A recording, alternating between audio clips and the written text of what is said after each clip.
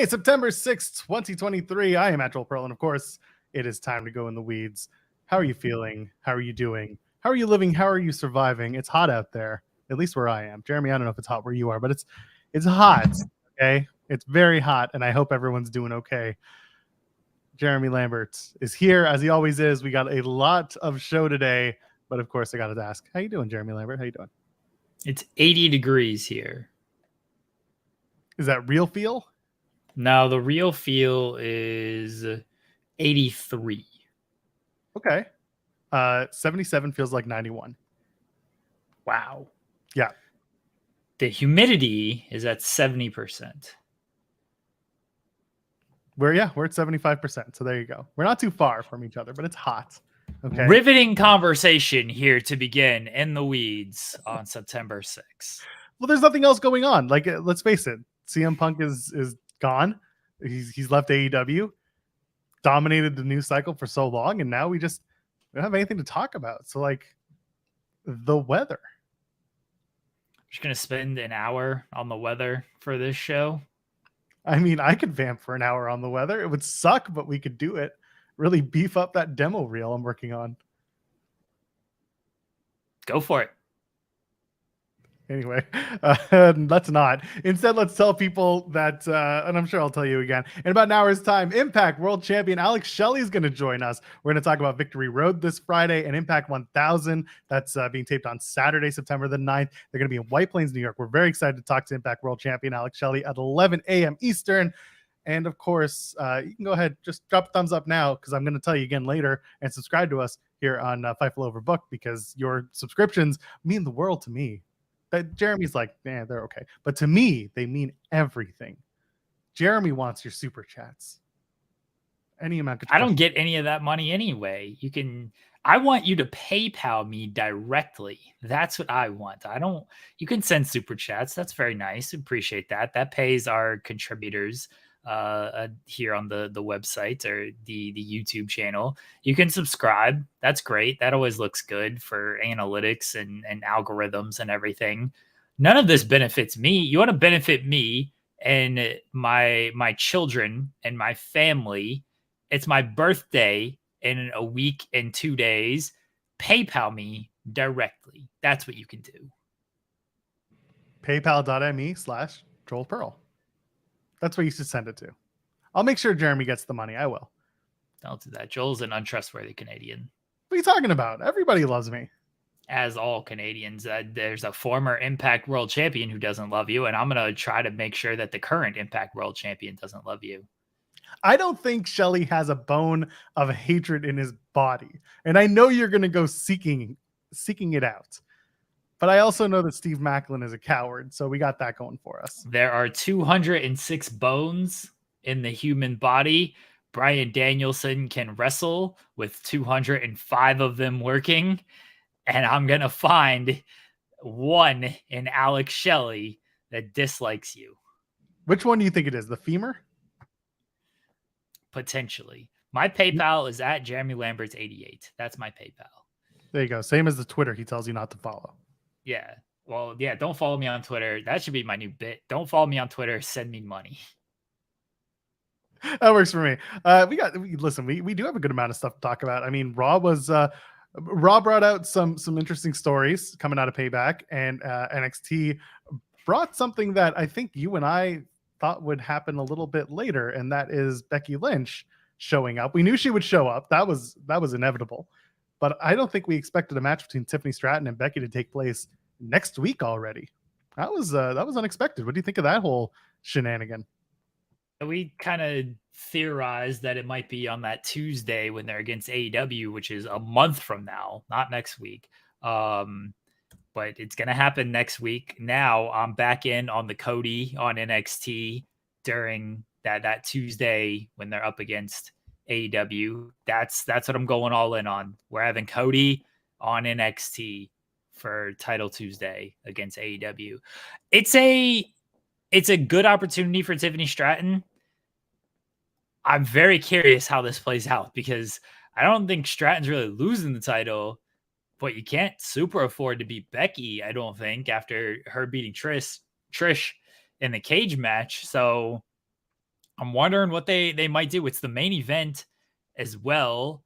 You would think you're not going to get a screwy finish in the main event, but maybe you are. I don't know.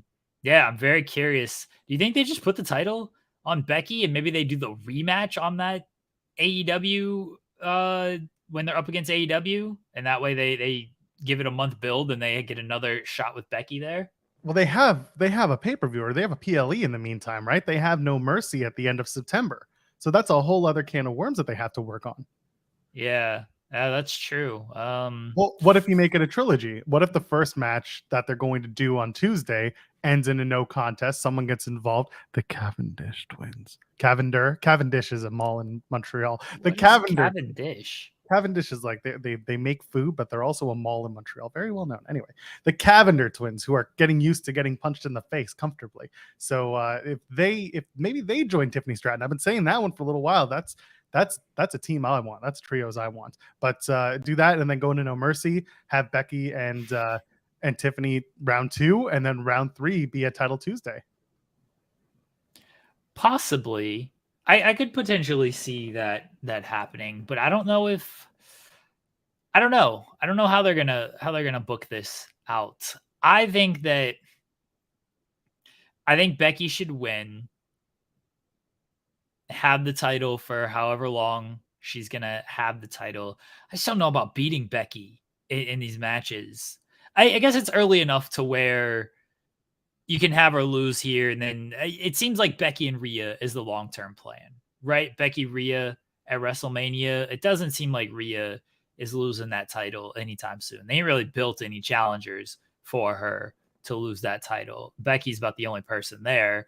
Can you hold off to Mania for that?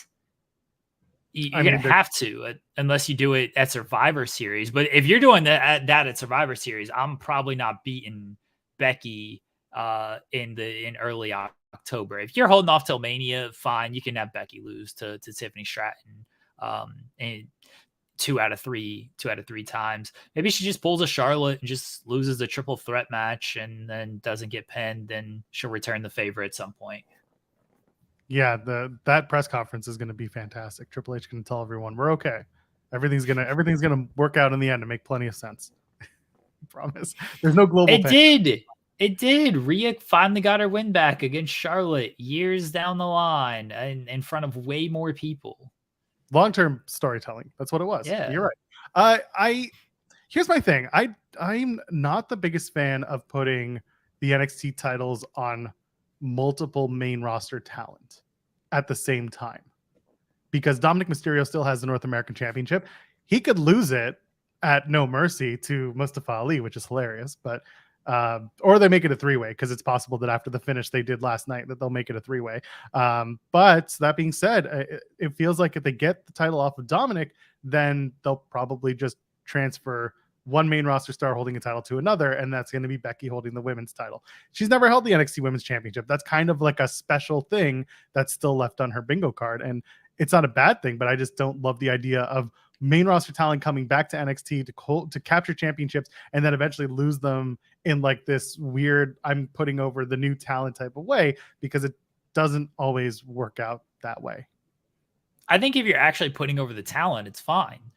I'm fine if Becky comes, wins the title, and then loses to Tiffany Stratton. There is no triple threat match nonsense to where she loses the belt. If she gets pinned by Tiffany Stratton, that's a great feather for Stratton. So I'm fine with it if you're actually going to come in there. You want to win the title, great. They obviously want to continue to elevate NXT and those ratings to boost those and everything as they continue to do their media negotiations, their rights negotiations, and things like that. But then, yeah, actually put somebody over. So with Dominic, if you're going to do a triple threat match, and I realize, Mustafa Ali and Dragon Lee are kind of established as it is. Ali's been on the main roster for, however long. And then Dragon Lee had the cachet coming in off of New Japan and the independents and everything. But if Dominic's actually going to lose to one of these guys, then okay, fine. Like that's good that he comes in there, puts one of these guys over. If they do this triple threat nonsense where nobody gets pinned, New Day was a good example, right? Like New Day came in and then they worked with pretty deadly and stuff. But then they did the 4-way match. Did they take the fall in that though? That's what I can't remember if they took the fall in that 4-way match. I have to go back and like look at our recap. Or maybe somebody in the chat will remember, but they did the big 4-way match. I feel like they put over Gallus, which okay, Gallus was sort of already established as well. The main thing is you just got to put these talents over. That you can't do the triple threat where the main roster title or the main roster talent loses the titles without actually taking a fall, because that all that does, that helps NXT as far as like ratings and visibility and stuff, but it doesn't help the people in NXT get any type of boost. I just got an email from PayPal. Pro Wrestling Podcast, our friend Dave, sent me $1.30 and said, Fair. and I quote, "Please see that Jeremy gets this. LOL." It's $1.30 Canadian, by the way. All right. Well, you've been called out on air that everyone knows it, and I will let everyone know if you give me this money or not. And if you don't, then you are a liar and not a good person and not a trustworthy person. So I hope you are ready for that to be on your head. Okay, that's fine.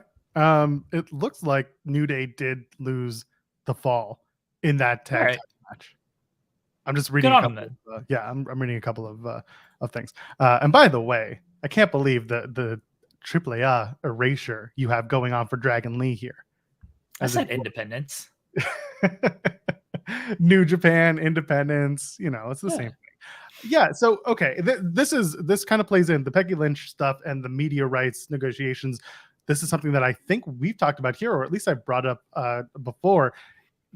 I just have a feeling, and again, I'm no source reporting, it's just a feeling that I have. WWE thinks that whatever they expected to get for Raw and SmackDown in an upgrade in fees isn't necessarily what they're going to get, and instead they're focusing on NXT and getting a lot more money for that. And how do they do that? Put a lot of talent there, boost the ratings, make it a very popular show, and they've been doing it. You've been seeing the ratings kind of start to rise, and the quality of the program start to go as well. I think for those who have been following NXT for the last little while, there was a time where it was like, now we're done here. This is not working. But lately, over the last few months, NXT has kind of re-blossomed into a much more cohesive show. It still has some of the like worst acting, but it's almost hokey in a funny way. There was a segment last night where you had like all the tag teams suddenly showing up in the Diamond Mine gym, and then you've got Tony D doing curls and Stacks being like, "Hey, in the clink, you must have done all the things," and he's like, "I'm doing arm curls now." He's got like a 1 pound weight in his hand. Stuff like that is silly shit, and it's so stupid, but it gets over with the audience. For that, it works, but that's what NXT's become. It's become better wrestling than 2.0, but the characters from 2.0 still persist, and as a result, like, the acting isn't good, but at least it's there. So I do give them marks for that. There are moments where I walk out of a segment or finish watching a segment and I'm just like, that was silly. I like it. Let's go. So I do think that if Becky Lynch does walk out with that NXT Women's Championship, then they're really hoping that whatever money they can get for NXT comes from, having main roster talent up here, hold their titles while they're still in the negotiations. That's just where my brain's at. They had a murder on television last night. Allegedly. He was taken off on the stretcher. I don't recall if he moved or not, but Braun Breaker is just killing people out here. Another cliffhanger for NXT. We had Carmelo going into Sean's office last week. Now we have the Fade to Black Sopranos ending to last night with Braun Breaker murdering, allegedly, Von Wagner. Not just that, he broke him. Braun broke him. Braun Breaker as a heel has been very good, and he's probably due. He's going to be in India, apparently, for the Superstar Spectacle on Friday. I would like to see him get up to the main roster at this point. There ain't much he can do in NXT because he ain't winning the title again or anything. So now it's just going to be a heel, but not going after the world title. unless you're going to put the North American title on him after like Ali wins it or something, or even Dragon Lee, either one, you can go Braun Breaker North American title, but he's found himself more with this heel persona. And I think he's more main roster ready as a heel than he was just kind of, I don't know, he wasn't plucky underdog babyface, but he was just kind of monster babyface. But monster heel works a lot better for him. It does, and the size works better for him being a monster heel. The way that, honestly, just harken back to his Uncle Scott, it's just a better character for him to play, is, you know, offshoot of his uncle than anything else, because it's more entertaining, it's more fun, and he does play it well, and it's believable that he is this. You know, I hate the meaner than evil tag that he was using for a long time, because I think Evil was very upset about that insofar that he stole the title. But instead, you've got this Braun Breaker is, I agree with you, more ready for main roster than the babyface Braun Breaker. That guy still needs to find himself. But this bad guy, this badass Braun Breaker with the beard, that's working for me. And it's doing really well. It's doing really good stuff. If he's going to India, that's great. I think that's really going to be his big look-see. You know, is this his opportunity? Absolutely. And is he going to do the best that he can with it? That's obviously up to him and what comes out of Superstar Spectacle. But yeah, I'm looking forward to his career trajectory, because whatever happened last night doing the sudden cut was really, really good stuff. And it's a little, again, a little silly, a little hokey, but it works, because here we are talking about it, and we're not just blindly making fun of it as if it was the dumbest thing ever. I mean, how often do we see guys who find themselves as a heel after, guys and girls, after a babyface run maybe just doesn't work out? The Rock is obviously the most famous example, where they tried blue chipper Rocky Maivia, and then once he became The Rock, everything took off, and then he could do, you know, anything he wanted after that. I'm not saying Braun Breaker is going to be The Rock, but you know, he was fine as a babyface. I think he had more success kind of as a babyface than Rock did. Different circumstances, obviously. He was in front of 100 people at the Performance Center. The Rock's debuting at Madison Square Garden. But you know, he really found himself as a heel. Dominic Mysterio, another one, babyface. It was like, okay, you're Ray's son, great, good for you. Like, didn't really fully connect with anybody. Becomes heel, and now he's getting piped in boos every single week, and people love to hate him on that. So this happens with a lot of people. Of the babyface run is what it is, and then once they become heel, it works out. Just they really start to define themselves as a character and a personality, and then if and when they go back to a babyface, it retranslates, and they're a better babyface because of they've learned how to connect a little bit better with the audience just as a heel. Yeah, and yeah, I don't really have anything to add to that, because it's yeah, it's true. It's the way it is. Dom is he's just grown leaps and bounds. And I've said this 100 million times. The people that he finds himself with on a weekly, daily basis are the right people for him to be surrounded by. Young people, not super young, but people who have longevity in the business, but are also still kind of figuring out the WWE way, minus Finn Balor, who's been around. It's hilarious thinking that Finn Balor is the elder statesman of this group, when like Finn's only been, well, he's been with WWE for almost 10 years now. So, you know, you've got Damian Priest. I almost called him Punishment Martinez, because I was thinking of how long, again, these people have been in the professional wrestling game. A lot of these people are like, they're figuring it out while they have it figured out. And I think that having Dom with them is the perfect matchup. When he was with his dad, like, how much can you really learn from Rey? Let me rephrase. It's not about what you can learn from Rey Mysterio, because one of the greatest performers of all time.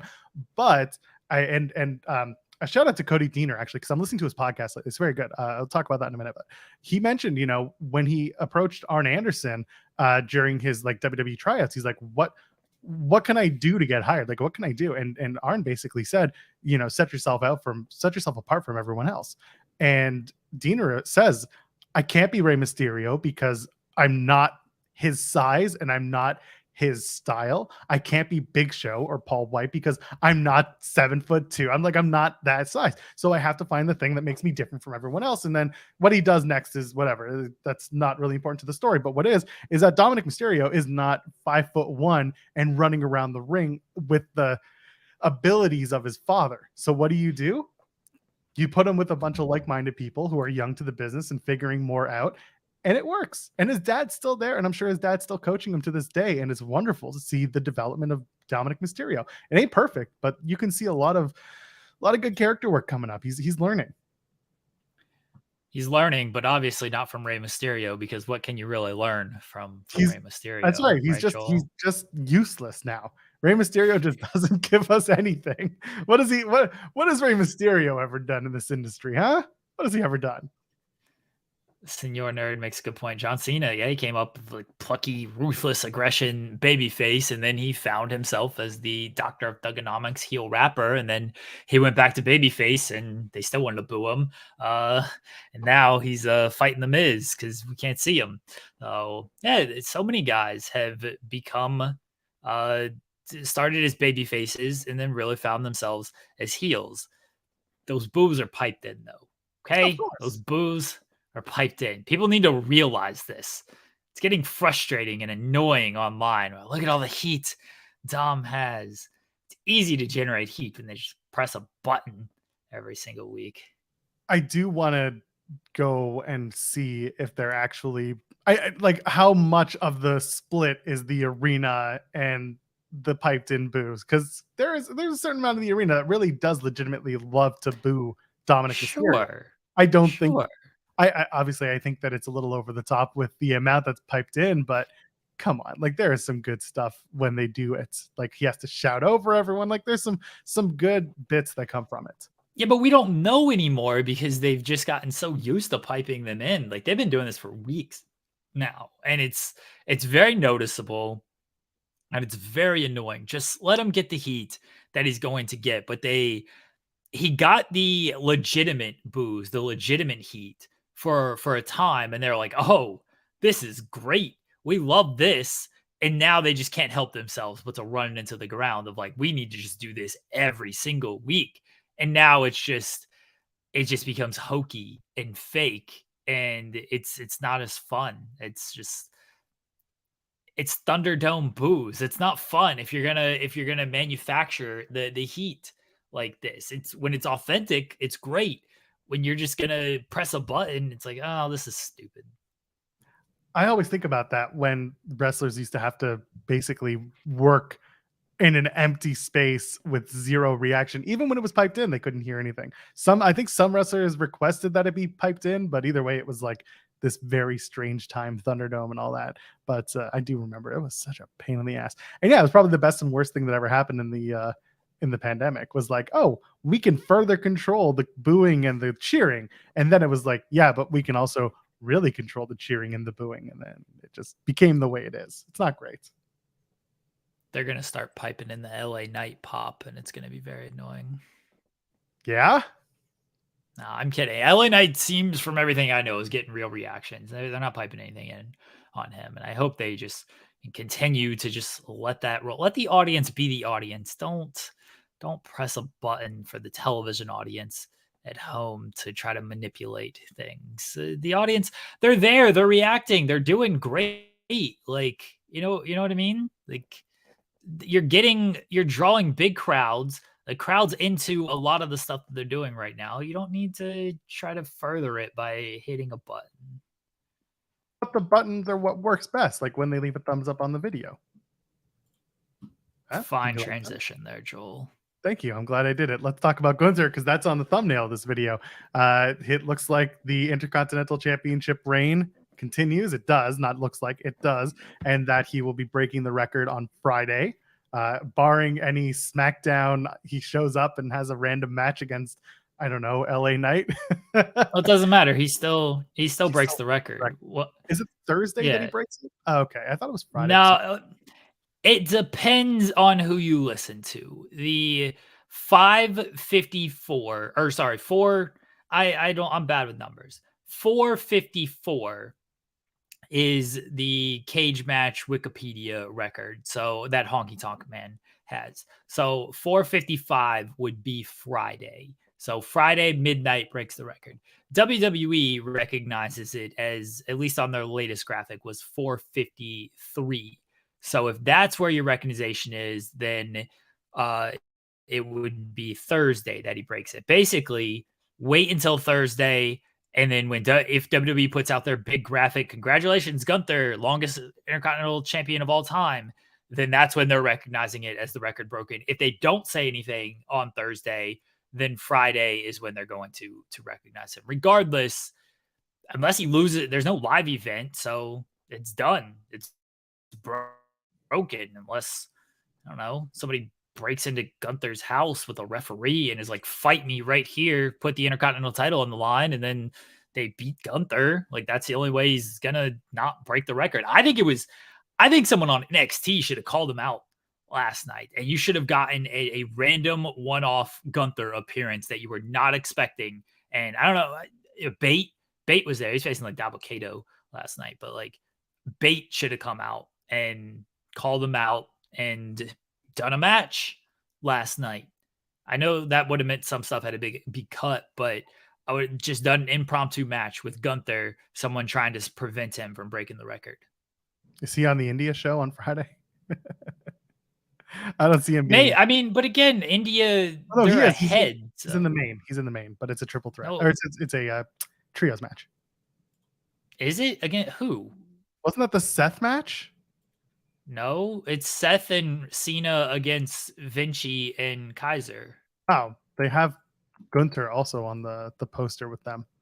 Well, I assume because he's like in their corner, but they actually just have Kaiser and Gunther and not Vinci.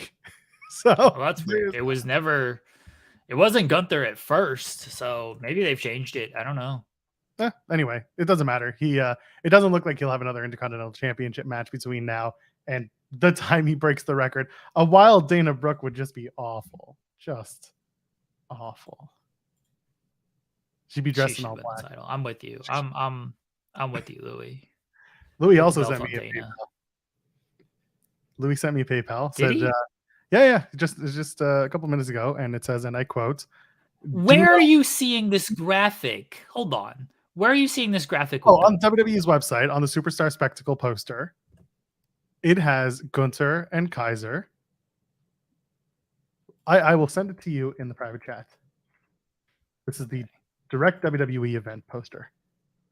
I don't even see this on their websites anywhere. Riveting stuff that I know. This is it. We're gonna have Alex Shelley on the show in a half hour, and that's gonna really pick up the pace here. I promise. We won't be looking at posters of Superstar Spectacle. We'll be looking at posters of Impact Victory Road and Impact 1000. Oh, Joel. What, Jeremy? This is just the like overall poster. Yes, thing. I was saying that's what I was saying is featured on the poster is not. I'm not saying Kaiser's not going or that Vinci's not going. I'm just saying he's not on the poster. John Cena's not even on this poster. You made it sound like this was like the match graphic. No. I was talking about the event. I specifically said the event poster. Now who's not listening? Huh? You're bad with words. I am not bad with words. Yeah. I come here every time professionally worded up, ready for more pudding. Let's clarify for everybody. As of now, Gunther does not have a match at Superstar Spectacle. He is, I guess, cornering Kaiser and Vinci. All right, that's what's happening at this point. He might not even be there. I know he's on the main poster, but you know what? In the match graphic for Indus against Sammy and Kevin, Jinder Mahal is in the background of that, so he's basically cornering them. While in the match poster for Seth and Cena against Vinci and Kaiser, there is no Gunther on that. So maybe he does have a match on the show. He's on the main poster, as Joel, I guess, correctly pointed out. But John Cena is not even on that poster. So Yeah, we know know. these posters are subject to change. We know this. Anyway. Gunther's breaking the record on Friday. Okay, Of everybody? course, he's breaking the record. When they didn't do it with Chad Gable, it was very clear that they were going to have him break the record, and it's been good. And Honky Tonk Man's going to go cry at a convention about how he's still the best Intercontinental Champion of all time, even though he's not the longest or whatever the hell he's going to call himself. And I'm sure he'll talk all about how back in his day, wrestlers were better trained than he was, or better trained than they are now. That's just what he does. So this Gunther Intercontinental Championship reign has been, in a lot of ways, really good. In a lot of ways, I'm hoping that more challengers start to present themselves. Like, who, the question still remains, who is the guy who is going to take that title from Gunther, who's not named Dana Brooke? I don't know if we're going to get that person until maybe, I don't know if anybody's going to beat him at Survivor Series. Gable would have been the right call if he wasn't so close to the record, because Gable got over. They had good outings against each other, and you would have struck under normal circumstances. You would have struck on Gable then, but 3 days away from the record, 4 days away from the record, you're not going to put the title on Gable. Can you build Gable back up to beat him at Mania? Yeah, you can do that. I do hope we get something new from Gunther, because I'm not saying this title reign has been bad. That would be disingenuous of me to say, like, this reign has been awful. No, we've gotten some really great matches out of this title reign. Like, you look at the list, everything has been a really good match from Gunther. But like, Drew and Sheamus are kind of standout challengers. And then nobody else really felt super important from just off the top of my head. I know he faced like Braun. He faced, and again, this is a fine match. He faced Ray at one point. Riddle. I never bought Riddle actually beating him. Drew and Gunther, or Drew and Sheamus were the guys like, okay, they've built, and this makes some sense of where he might lose. And then Gable would have if it wasn't so close to the record. But I think it's interesting that he's held this title for this long. He's about to break the record, and he's only made like 15 defenses. Like, it's really not a lot in the grand scheme of things for how long he's actually held the title. And then you look at the opponents on top of that. It's just a lot of repeat opponents for part of it. Like, Gable's on there twice. McIntyre and Sheamus are on there twice. Sheamus is on there 3 times. And one was a triple threat match. Yeah. One was a triple threat match. There's just some Ricochet's on there twice. Like, there's just some repeated opponents there. It's been, match quality wise, very good reign. Challenger and credibility quality wise, probably could have been better. See, when I saw this match, this should have been the one that ended it. That should have been it. When they did Madcap Moss in Montreal and I was there, that was the match. Should have been the time. But instead, actually, that ended up being a really fun match. I think a lot of people underestimated how good Madcap Moss is as a performer, and him and Gunther had a good, like, beat 'em up 10-minute TV match. So that was fun. But yeah, you're right. There were multiple Sheamus matches, Drew matches, a lot of repeat challengers. So that's why I kind of wonder, does a new challenger emerge? Do we go back to Gable after a little bit? Is it Jey Uso now that he's on Monday Night Raw? There's someone is going. Listen, everyone is after Jey Uso right now, except for Gunther. So if Jey Uso goes after the one guy who's not outwardly being like, I want to beat your ass, then that might be fun to watch, at least like the attempt of Jey Uso winning the Intercontinental Championship. And also, it would work because, we're trying to build main event Jey Uso. And if he's not going to beat Seth for the World Heavyweight Championship, the Intercontinental Championship's a pretty good secondary prize for now, right? What I don't want is for him to lose the title like on Monday after breaking the record, because then it just feels like you did it just to break the record. That's why I actually want this reign to continue a little bit longer. Continue it to Survivor Series. That's end of November. That's another 2.5 months, really almost 3 months. Continue it to WrestleMania. You do that, then you really establish this record, and you really add to the reign. I want it. I want it to continue past. I don't want it to just be like, oh, here comes Jey Uso or even Gable or somebody. Give me one more shot. Jey Uso's like, you know what? This is the belt I'm going after, and then he just beats him on. I don't want that. Have this reign continue until you got the right guy to beat him, and then you got the right plan for him after this as well, because that's going to be a big point too. Is Gunther at some point is going to lose the title? He's not going to hold it forever. What's the plan after he loses the title? Because after a reign like this, it should elevate. And if you want to harken back to the old school days of WWE, and that's what they've tried to invoke a little bit with this belt, when you lost that Intercontinental title, you were then elevated to that. And so if Gunther loses, when Gunther loses, should probably be elevated to the Seth Rollins level and going after Seth, assuming Seth still has the title. Yeah, I agree with that. I'm thinking, I was like, man, Braun Breaker would have been a good spot, but obviously he is the heel right now, so it would just be, unless you have like badass Braun Breaker suddenly turns Gunther, but I don't think that works in terms of just the depth chart of WWE. There's no one on the NXT roster other than Ilya Dragunov, by the way. And that's a good little piece of storytelling that you could use, because Dragunov always having Gunther's number in big time title matches with big time reigns. I wouldn't hate that if you're really trying to build towards the future of both these guys in WWE heavyweight territory, that in main event territory. So that would work for me. But other than that, there's no one that I'm looking at immediately being like, he's going to win. And if it's like The Miz beats Gunther and ends the reign, that would just be very frustrating for a lot of people. I know some of us, the chaos demons in us, would probably just laugh and enjoy every minute of it. But I don't think storytelling wise that it would work or make much sense. That's just kind of where I'm at with that. If you want to upset your audience and throw away a lot of goodwill that you've built up through the past year or so with Gunther, over a year now. He won the title last June.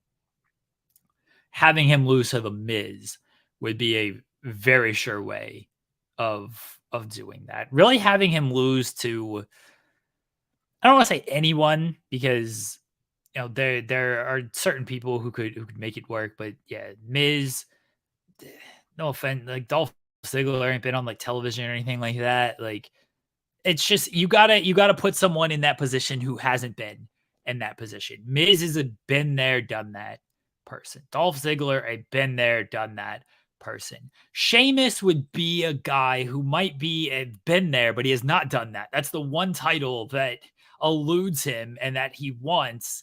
And people thought it would have been a great moment at Clash, and it would have, but they clearly had a more long-term plan with Gunther. And I don't think a year later they were wrong for going with the way they have gone.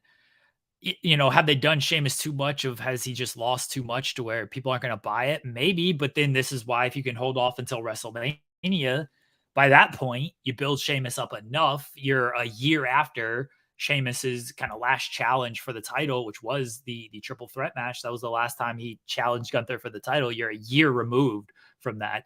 I think you could build it up to where it's Sheamus at WrestleMania, and you give Sheamus not only the moment of winning the title that he has not won, but ending Gunther's streak. Is Sheamus the right guy because he's not a really long-term play? That, like, Sheamus is kind of made. He's at where he's at.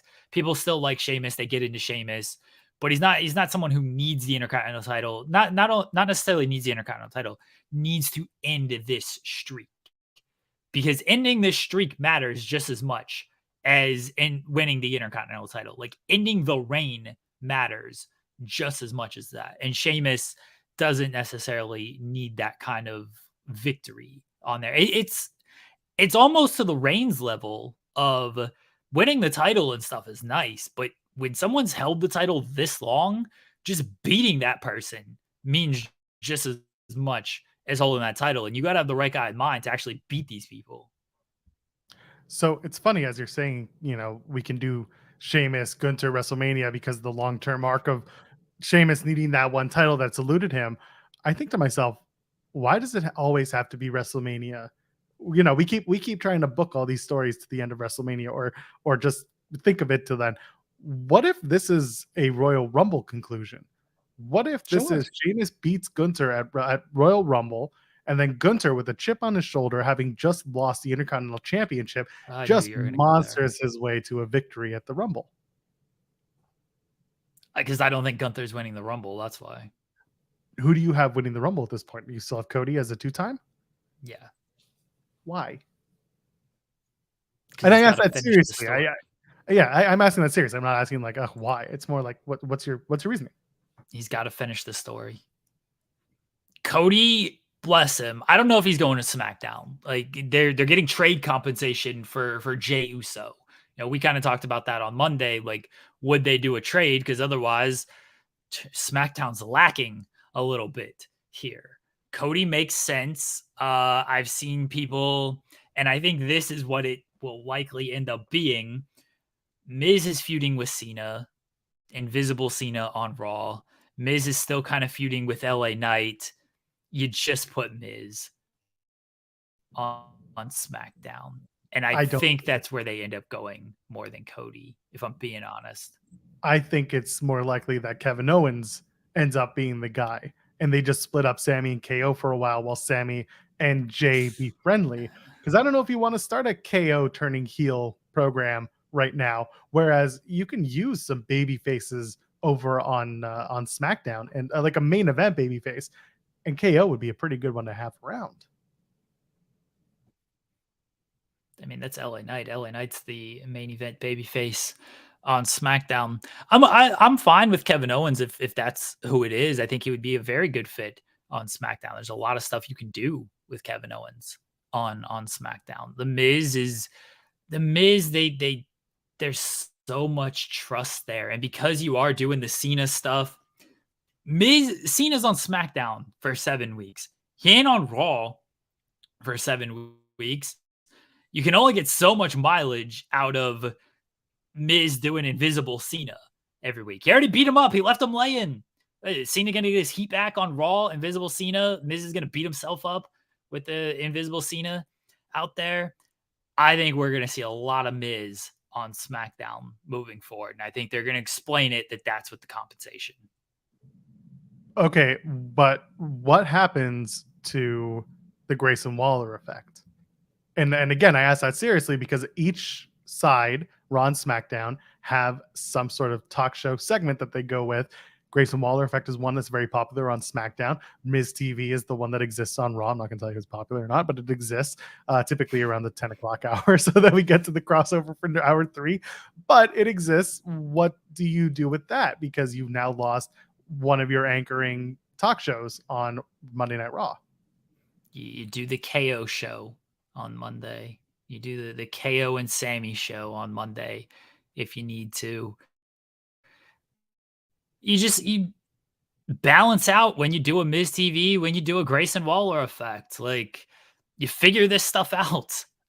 Or you just have Grayson Waller do the Grayson Waller effect with special guest Miz on some weeks. And then Miz and maybe Grayson Waller starts something.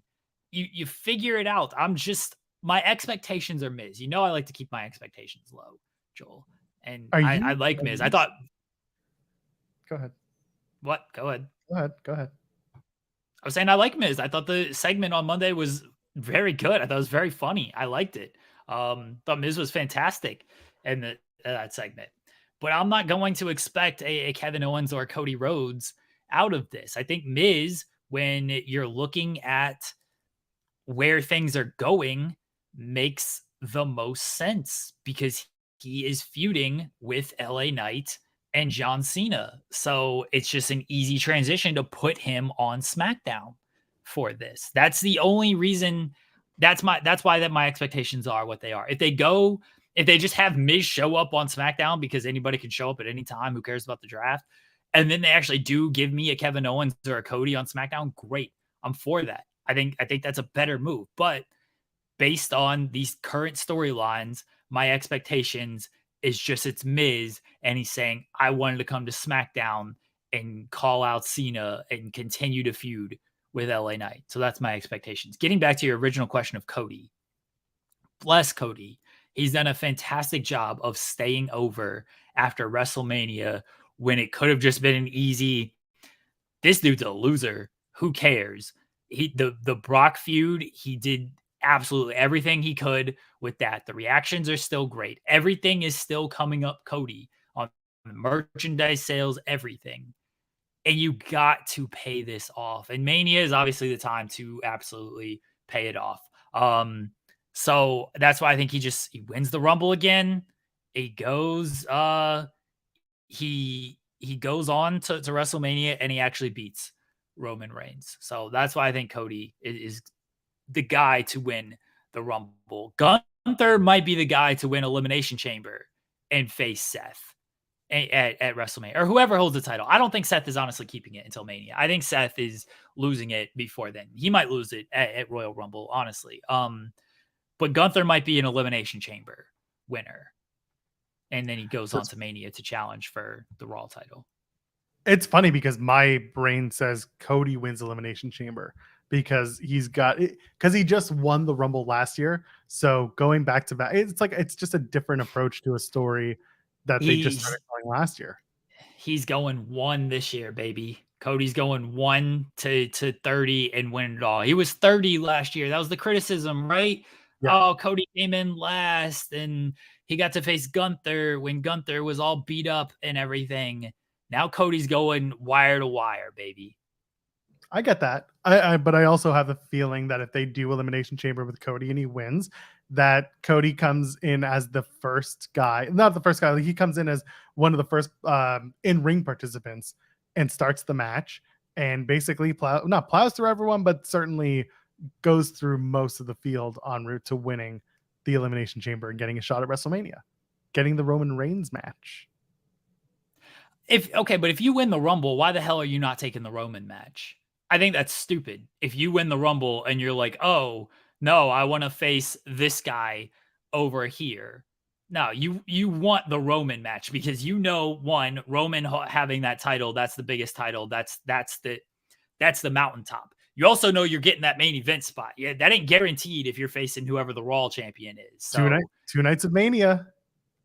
I understand that, but it's still not guaranteed. They might want to put a women's match on there. They did a tag team match last year. Roman is the guarantee spot.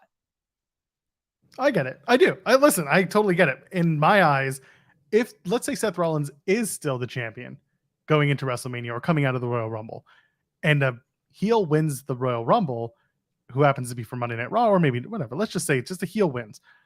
I would want to go after Seth Rollins because he is the most beat up. Roman Reigns is not. It's a walk in the park for me to beat Seth Rollins. This guy's been hurting. This guy's been running himself ragged. If Seth Rollins holds this belt until WrestleMania, this beat up thing ain't paying too much off because if he's so beat up, how come no one's beat him yet? Well, because he keeps getting that adrenaline dump and he keeps winning these matches. You're going after Roman. That's the guy you're going. Not, oh, this guy is beat up. I don't think Seth is holding this belt till Mania anyway. Priest is cashing in at some point on this. So I don't think he's holding the belt all the way till WrestleMania. He might have it. He might lose it and win it back, but I don't think he's going to just have one continuous reign until WrestleMania. If the Royal Rumble winner doesn't pick Roman Reigns and they decide to go after whoever the Raw champion is, they're dumber than Nakamura saying, I'm waiting to bide my time and until the timing is right. He's right there in front of you. He's willing to give you the match. Just beat him. Roman's belt is more important. I'm seeing that in the chat, and it's true. I'm spitballing ideas because in certain ways WWE has kind of done this before, where they're just kind of they'll make Roman look like the big guy, but then someone else is like, no, I hate this guy more, so I want him. I want this guy. So that's why I put it out there. Gunther losing that Intercontinental Championship at the Royal Rumble to me makes sense. If he wins the Royal Rumble, that's one thing you can do, but him at least coming in with a chip on his shoulder, feeling a little bit more evil, setting up whatever his next program is, that would work for me at least. Whether he wins, that's a whole other story. I'm fine if Gunther loses the title before WrestleMania. I agree with you that you don't have to hold it off until WrestleMania. I think if it's someone like Sheamus, it makes sense because you're giving Sheamus that big moment at Mania, winning the title that he doesn't have again a year later.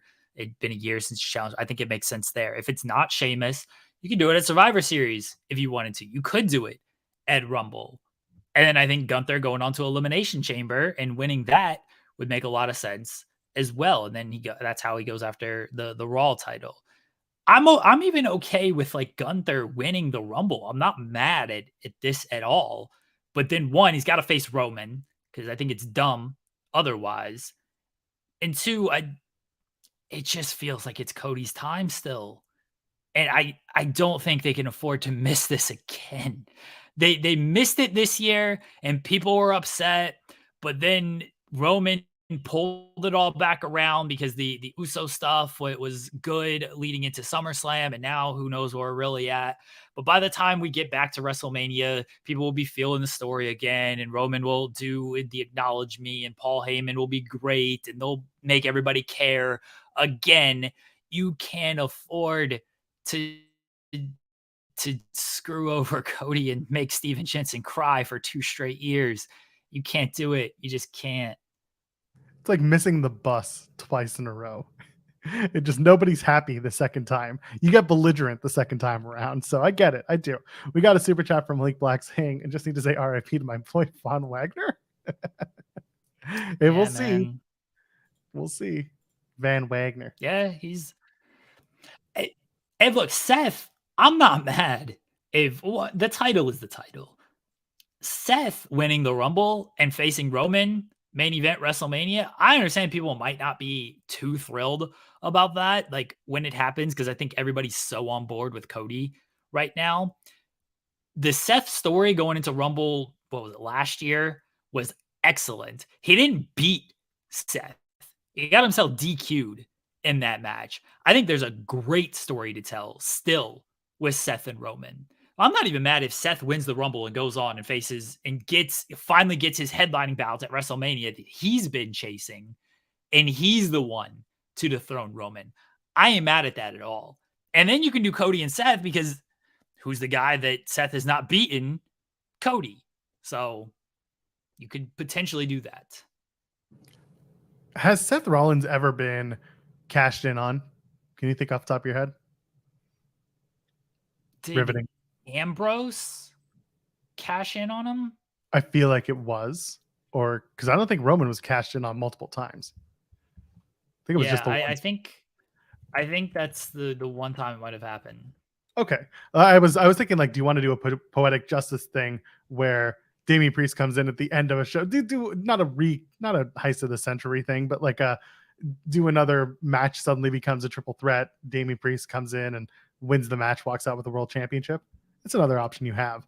And then Seth can just go absolutely insane after that.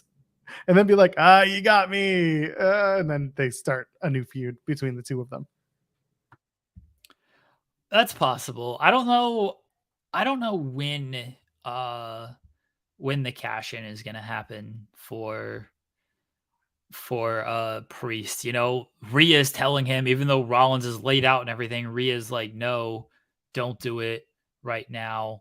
And that didn't make, too much sense, but they're holding off with it. He's got the new briefcase now. I've seen people doing the theory that they switched the contract and Finn is gonna like switch the contract out. You're shaking your head. Go ahead. Did you see the digital short?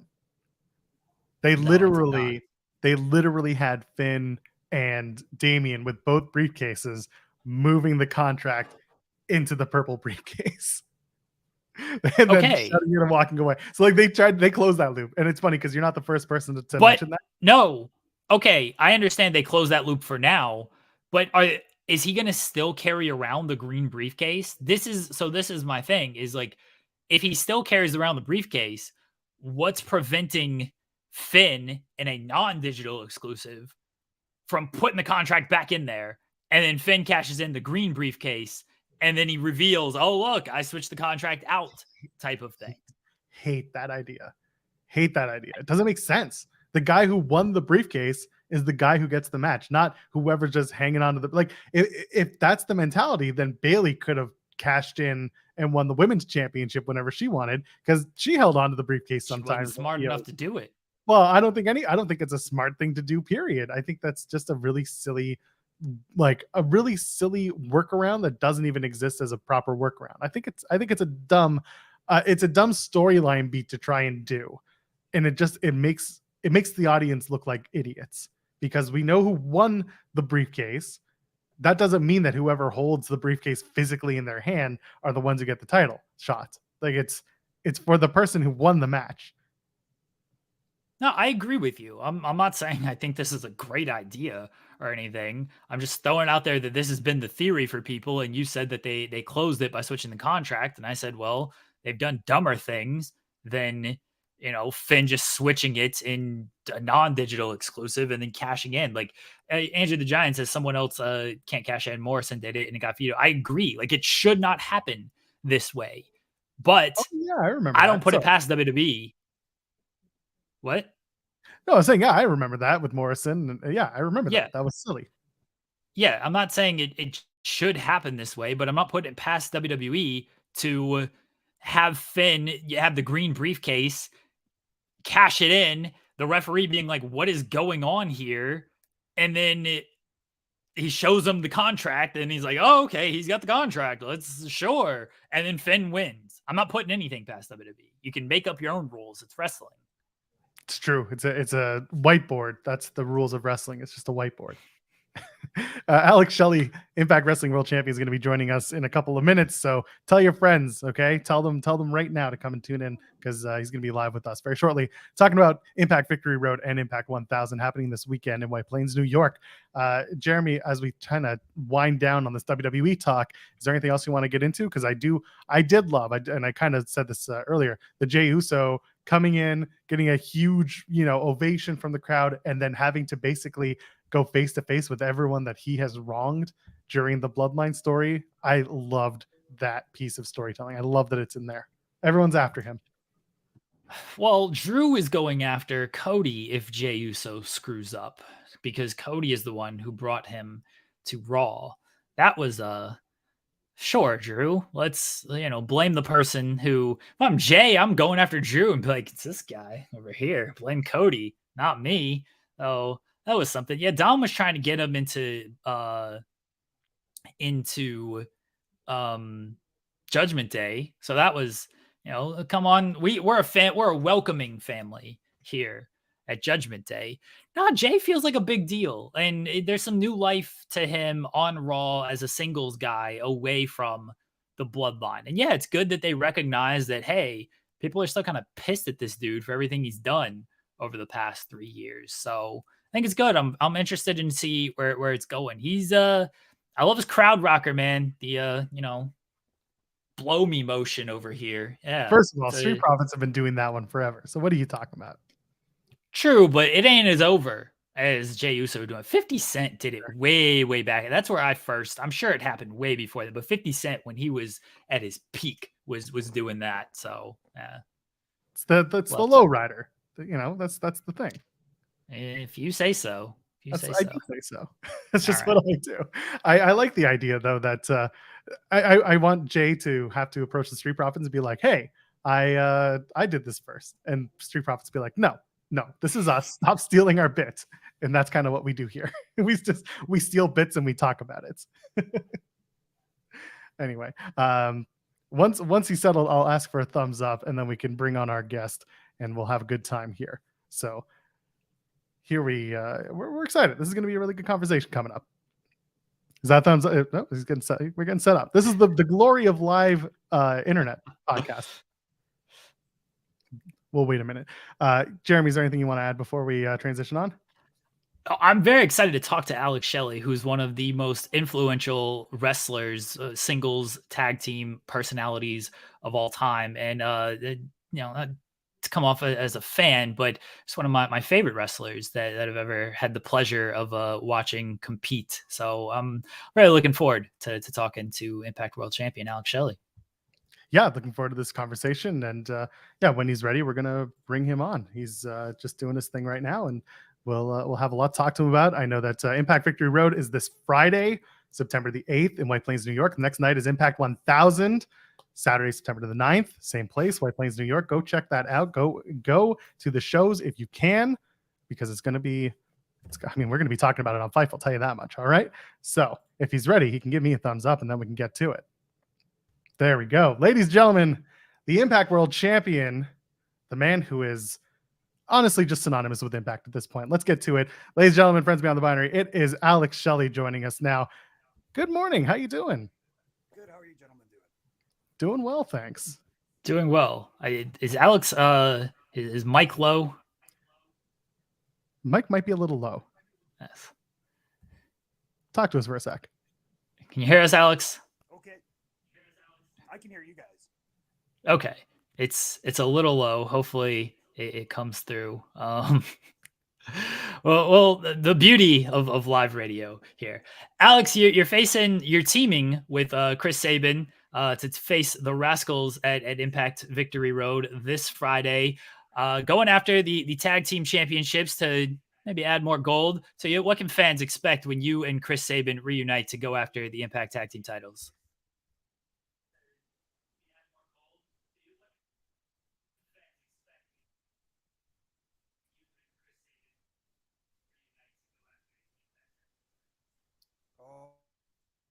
I don't know. I feel like if you've been paying attention back for the past, what, 15 years, you have an idea of what the Motor City Machine Guns bring to the table. But at this point in our careers, too, the way we wrestle is quite a bit different. And I think a lot of that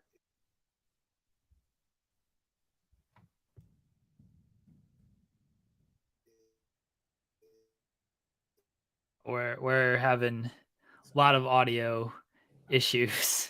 As is tradition, our audio issues continue. Because so many people took the style of wrestling that we utilized early on and honestly built on it. The Rascals being a team that did differently too. So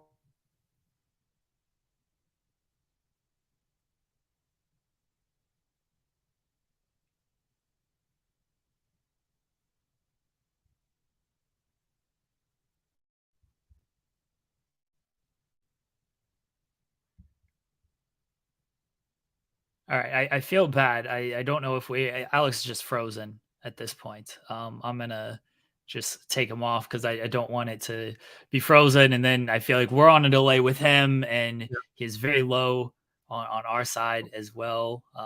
Hopefully we get that fixed up because very much looking forward to having Alex Shelley on the show, and that is not what we wanted out here with a very low mic and the audio freezing, the video freezing as well.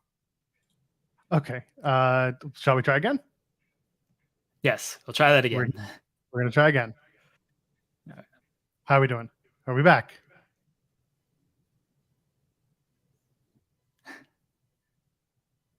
I hear myself in the background. I don't know if Alex can hear us. I can hear you guys. Oh, okay. I feel like it might be working fine on your end, and so this is where it gets weird. Like the audio is very low on for our listeners, and then and for us as well, and also it's just freezing a lot, and it feels like there's a little bit of a delay. So we're not trying to cut you off or anything like that. It's just unfortunately not coming through how we would like it to come through.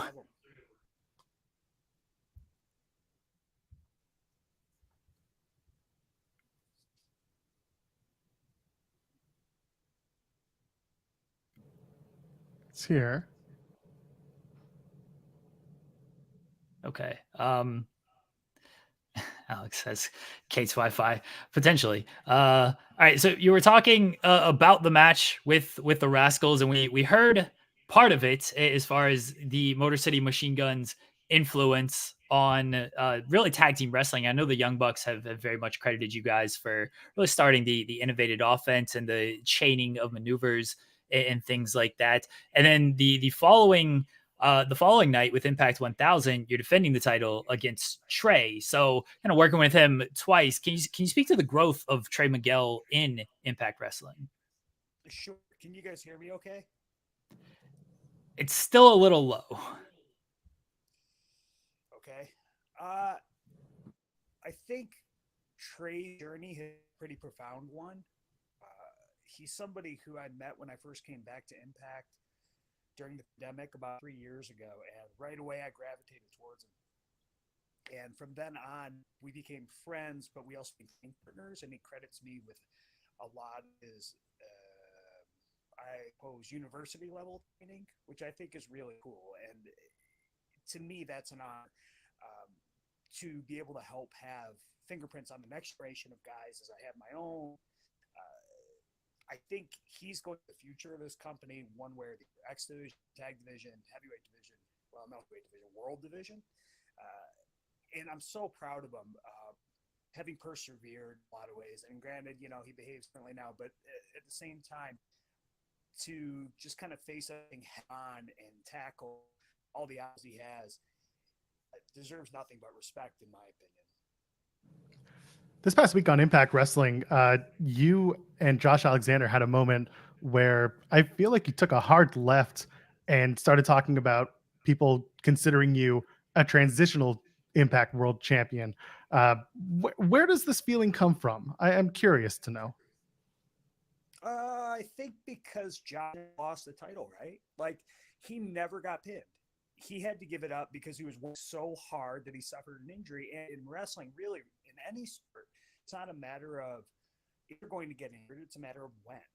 And quite frankly, it's his title. It's his company. He's been the backbone of this place longer than I have in the more recent years. And I think that deserves some acknowledgement. At the same time, I don't think the people ever saw me being champion in the first place. And understandably so, because in a lot of ways I'm the Bobby Eaton, Rick Morton of the generation. But that depends on who you ask, doesn't it? And some people would say that maybe the title was long overdue in my situation. I wouldn't say it was. I don't think I was prepared for it earlier in my career, but I have it now. And I think a lot of people, again, continue to be surprised. And they're just kind of waiting for me to lose. Just waiting. And they sit there almost wringing their hand. Okay, yeah, that's right. Alex Shelley finally lost. Yeah, he should have had it in the first place, maybe. How did he get there? And I mean, I got there because my own guts, like my own sheer determination, my own hard work. And that's an honor for me to have overcome everything, much like Trey did too, and persevered through all these different obstacles. So now that I have the title, it'd be nice if people were going to give me a chance as champion. I think a lot of people have, to be honest with you, a lot of people have. But maybe it's a naysayers that get into my craw, get in the back of my mind. And it's hard to shake those sometimes. I can admit that. The growth of Impact as a company, but also as a television show. You were there from the very beginning. I believe you were on. You can correct me if I'm wrong. You were on like a dark match on the second episode, but you were wrestling within the first five or six episodes on Impact, and now to make it to 1,000 episodes, which is not a milestone. Many television shows hit. What does it say about there's been a lot of ups and downs through it all. But from your perspective, being part of a lot of these episodes, the overall growth of the show Impact. I think more so it speaks to the durability of the company, or in fact, so many people want Impact to succeed. Because I've been a part of the company at different points in time, and it looks wildly different in every time. So as it transitions over the years, the one thing that seems to be constant is that it just doesn't go away, and that's a good thing, because obviously the more companies there are, in North America that have television deals, more options fans have, the more options wrestlers have. But it's tough for me to say because I really wasn't around that much. Like a lot of people associate me with Impact, and that's true, and I'm proud of that. But gosh, I left in 2012, and I came back 8 years later, and there was a lot that happened in those 8 years. And then I took a year off because I was working in the medical field, and we had a global pandemic. And when I came back, it looked different again. So it's something that I think speaks to the spirit of the company rather than any individual performer or particular product. And the identity of it, I think, when you really acknowledge history, is that it's a launching pad for a lot of people, and it's a place that a lot of people grow, and a lot of people can exhibit a side of themselves they weren't necessarily given a chance to do so in other places, and that's pretty special. This year, Impact 1000, they're going to be bringing back the Feast or Fired match. This is something that you have some experience in, having participated in the match. You didn't walk out with a briefcase, but talk to me about your experience in that match. I mean, it's a multi-person match, but did you have any love or any feelings about that match as it comes back for Impact 1000? Oh man, I love all the TNA original matches, right? So if that's Feast or Fired, it's a reverse battle royal, the Terror Dome, Ultimate X, obviously. I think all those matches are awesome. They're unorthodox, and they challenges you different ways to wrestle, which is what I enjoy most about it. But in the Feast or Fired match, because of the nature of, I had Saban, and that was massive. And I think typically you saw the tag teams excel a little more in those types of situations. So we had Lethal Consequences and the Rock and Raid faction and LAX in there with us. And obviously the tag teams can do a bit more when they're working together. You've spoken about your partnership with Kevin Nash in the past and the things he taught you on screen and off screen. And now you were a veteran in the locker room, and we've interviewed a lot of independent wrestlers, and I know you still do independent dates, and they speak very highly of you. Jordan Oliver is someone who we've talked to a couple times, and he puts you over all the time. But the advice that you give now, the young guys, as you were in that veteran role that basically Kevin Nash was in when he was working with you. Yeah. Phrase that in the form of a question. Do you want to know what I tell them? Yeah. The advice that you give the young guys. Sure. It's case by case. Don't give anybody one size fits all advice, because I don't feel that any wrestler is a one size all product. In Jordo's case, he's somebody that I've been close with for years now. I actually have a text thread with him and Nick Wayne. I don't know. I probably text those kids once a week. Maybe more sometimes. And what I think happened was when I was in Ring of Honor and medical school as well, I missed this whole like cluster of independent wrestlers that came and just went different places. When I came back, a lot of my peers were gone. They were in bigger companies and not doing independent dates anymore. But I firmly believed in starting from the ground up. Especially when you're testing the waters again and you're trying to see if wrestling fits you a certain way.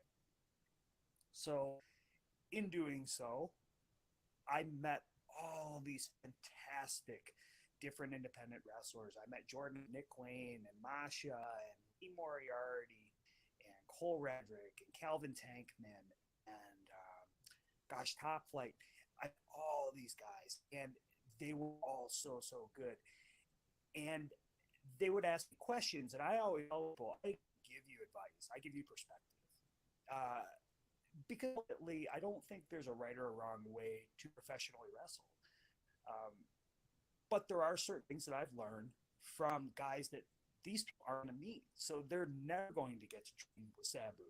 That's one of my trainers. They're never going to get to wrestle Robbie Brookside in Germany. They're never going to get to pick Kevin Nash's brain or trade barbs on the mic with Mick Foley.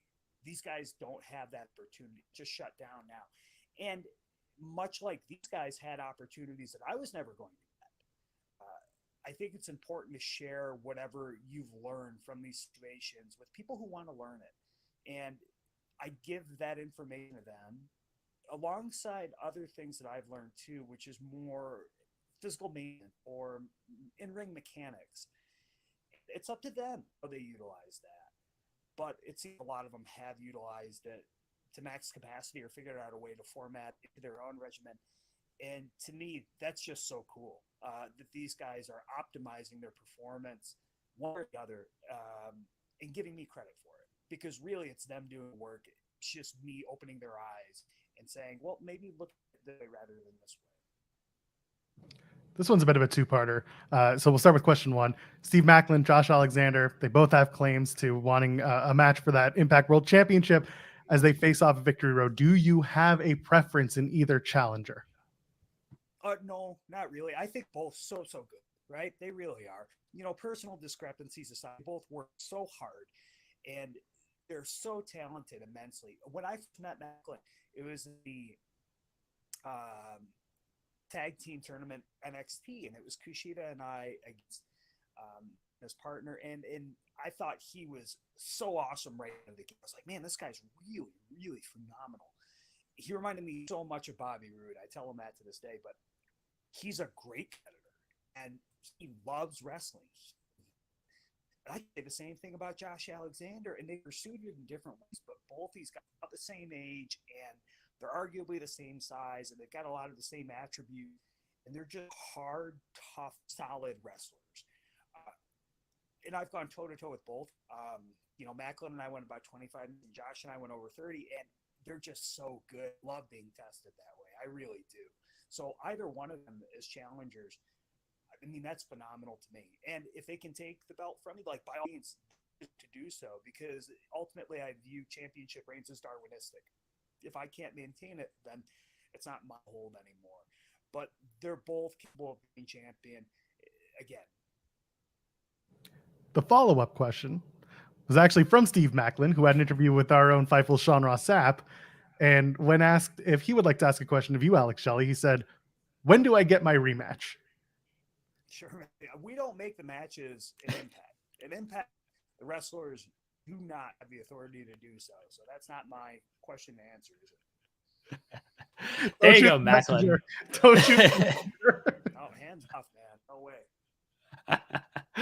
Alex, last one, because I have to know about this match that you recently had with Hiroshi Tanahashi. And wrestlers say they never stop learning, even a veteran like yourself. But being in the ring with Hiroshi Tanahashi, what was that experience like? Oh my God. I don't think I can properly convey the importance of that man within the time we have, but I'll try. I was in TNA when he showed up and he wrestled AJ, and I was in TNA. He came back a little bit later, and he was preparing for the big match at the Tokyo Dome with Muto-san. And I was there at the Dome when he beat Muto. So Muto had that IWGP Heavyweight title for a year, and he beat everybody. He absolutely everybody. And then beat him. And 3 years after that, I ended up leaving TNA and coming to New Japan Pro Wrestling. Very lucky and very grateful to do so. He was a champion, and the company starting to grow again. Obviously, you had global economic issues in 2008 going forward. And I was able to witness Tana on virtually every level as a champion. So I teamed with him multiple times. I was on the bus with him. We both sat in the back. I went to the gym with him. I was at the dojo when he come and trained. I saw how he prepared for his big matches. I saw how he handled media like this. I saw the appearances he made. I saw how he tried to balance all of it. And I never forgot that. And I never forgot his kindness. I never forgot how he took care of everybody, whether they were native or foreigner. I never forgot him helping the younger wrestlers. Talk about me helping the next generation of guys. He was doing the exact same thing. And that set the example. Right? You hear people leading by example. Tana led by example. And I don't think a lot of people would be able to share that experience with you. But I saw him over the years just work his ass off. And he's 46 years old, and he's been going at that rate since he won the title when he was about 30, right? So this is like coming up on about 15 years. And he's a genius. He's a street talent, which was in New Japan at one point, but like that's absolutely true. he's so special. So to actually step in the ring with him, like that could be one of these things where years later, stores are going to say, "Oh my gosh, to wrestle Tanahashi." How cool is that? Because it's just something that is going to be spoken lips of wind whispers and the like. It's like a legacy. And I wasn't able to just wrestle the guy.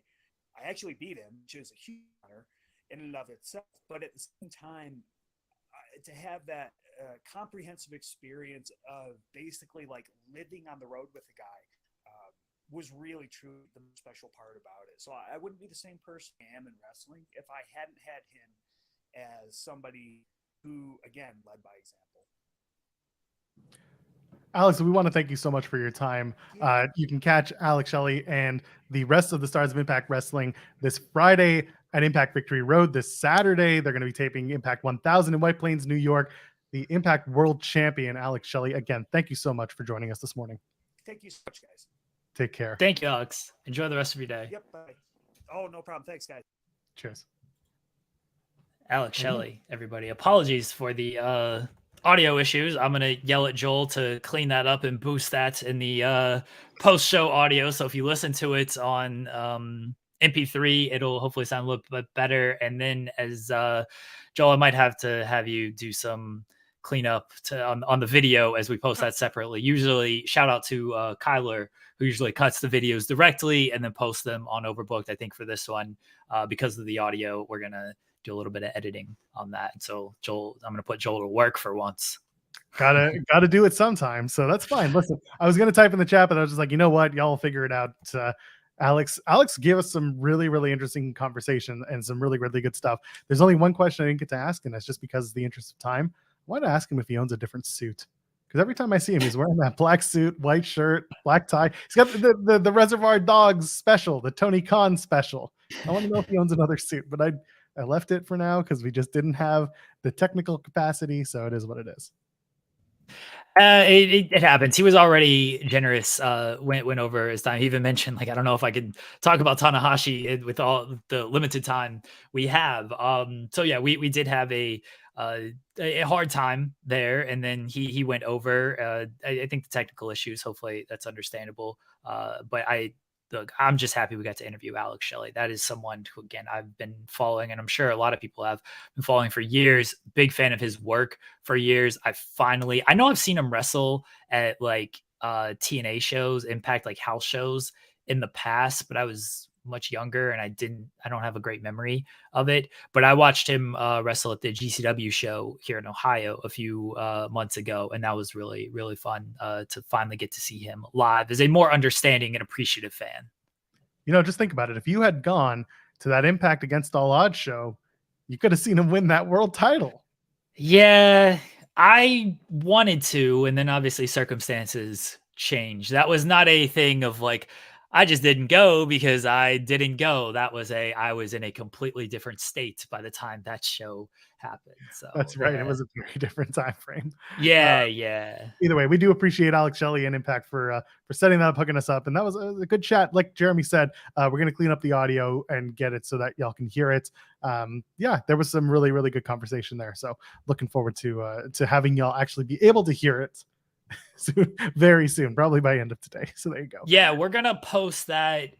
Let's just post that immediately, Joel. Like once it gets cleaned up and everything, let's just go ahead and post that up immediately. I typically probably would have held off and posted it maybe tomorrow because Thursdays we don't have like any live shows on Overbooked, but I don't want to force anybody to wait for the clean audio of that interview. So we're gonna once it gets cleaned up, we're gonna get that posted right here on Fightful Overbooked. So nobody has to wait hopefully too long for it. Just download the full podcast on your favorite podcast app, you cowards. Come on, listen to us while you're at work. Some of you do, and I appreciate that. You can do that as well. You got to clean that up too, Joel. So I always have to clean that up. That's just the normal state of our show. Fair. Anyway, let's shift over to AEW unless there's anything you want. Regardless, yeah. Oh, go ahead. You're back. Okay. I was gonna say, yeah, Joel's gonna get that all fixed up I'll despite me saying he doesn't do anything or I'm going to put him to work, Joel always takes care of this stuff, and I very much appreciate it. But now he does have to do a little bit extra because Kyler does typically take care of our interviews and cuts them. I think the last time I had to do that was the Marty Garner interview when I had to cut some separate files for us. That one was way more frustrating than this one. I was visibly broken. Just I could not control how broken I was with the Marty Garner interview and the stop and start with the audio. The video was a choppy-ish. The audio was obviously very low, but if you were attentive enough, then you could definitely make out and hear what he was saying.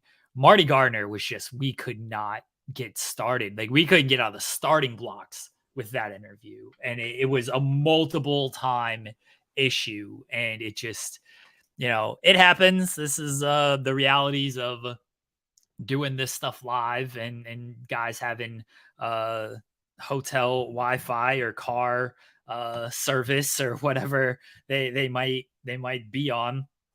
And it happens. I was certainly not as frustrated with everything this time around. It's your oh man, it's that Detroit Wi-Fi. I don't even know if they're in White Plains yet for the shows. It's only Wednesday. They don't have to be there till Friday. So yeah. Is that DJ? I'm sure someone in the chat's like, yeah, Detroit Wi-Fi, it's garbage. It's not good. But it happens. Oh man. I just assume everybody has terrible Wi-Fi no matter where they're at.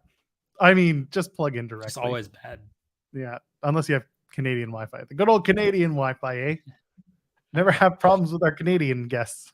I guess not. There was so much we could have talked to about with Alex Shelley. I did not get a chance to ask him to beat you up because I did not. I wanted to be respectful of his time. And again, with the audio issues, we were kind of a certain flow. I tried to read the room a little bit on that. I did want to, you mentioned you want to ask him about the suits. I want to ask about Will Ospreay coming to Impact because he's going to be at Bound for Glory. And if Alex Shelley is still the champion there, I don't know if Ospreay is going after the title, but I would imagine Alex Shelley would have a little bit of interest in facing Will Ospreay. So I wanted to ask about that. Unfortunately, it feels like the Coventry show that they're doing might be a spot for Ospreay versus Shelley. That would be a real fun show. That would get people excited, in my opinion.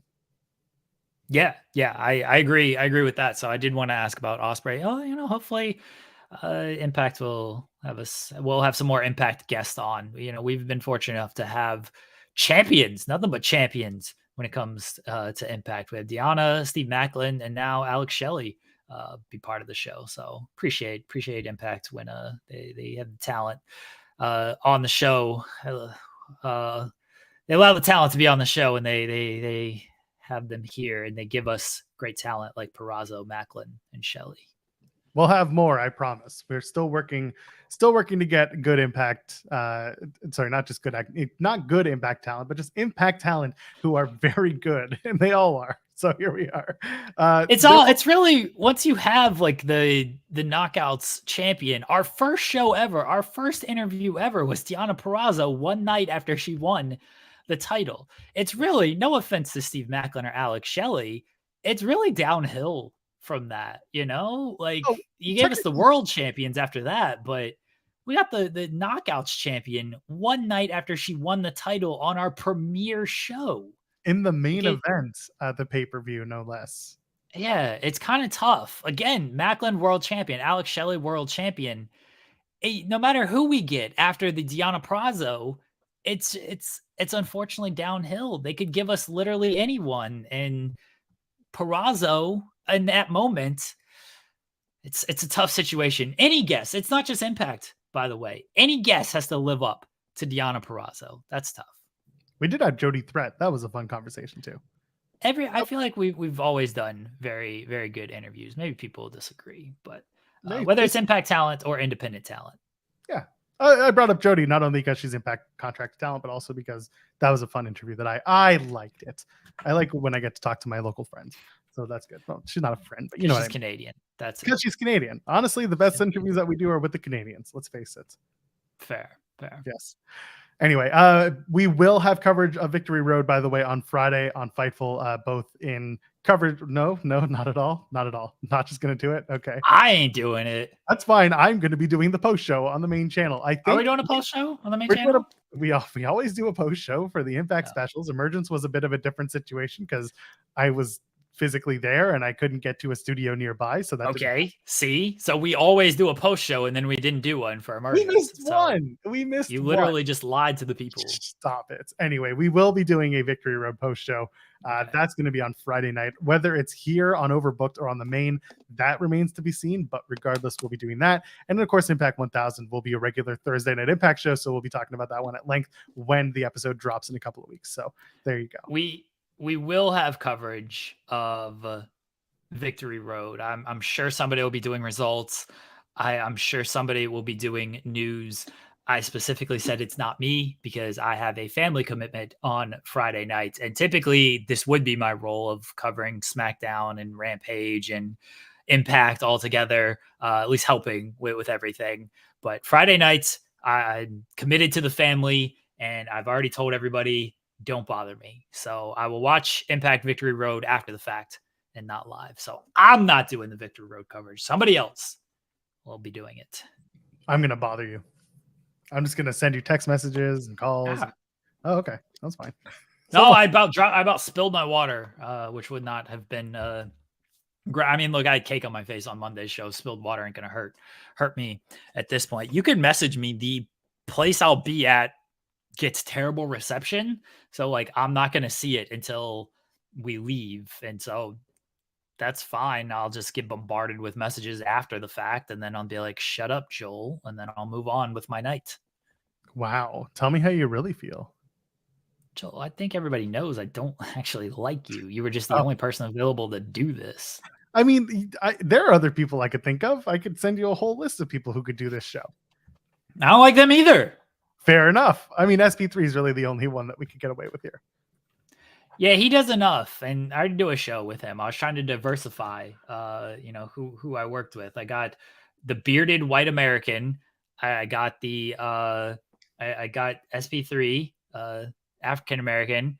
I've got Cher, almost you shoot name, Cher Delaware, white woman, and then you Canadian. So Canadian, I used to work with.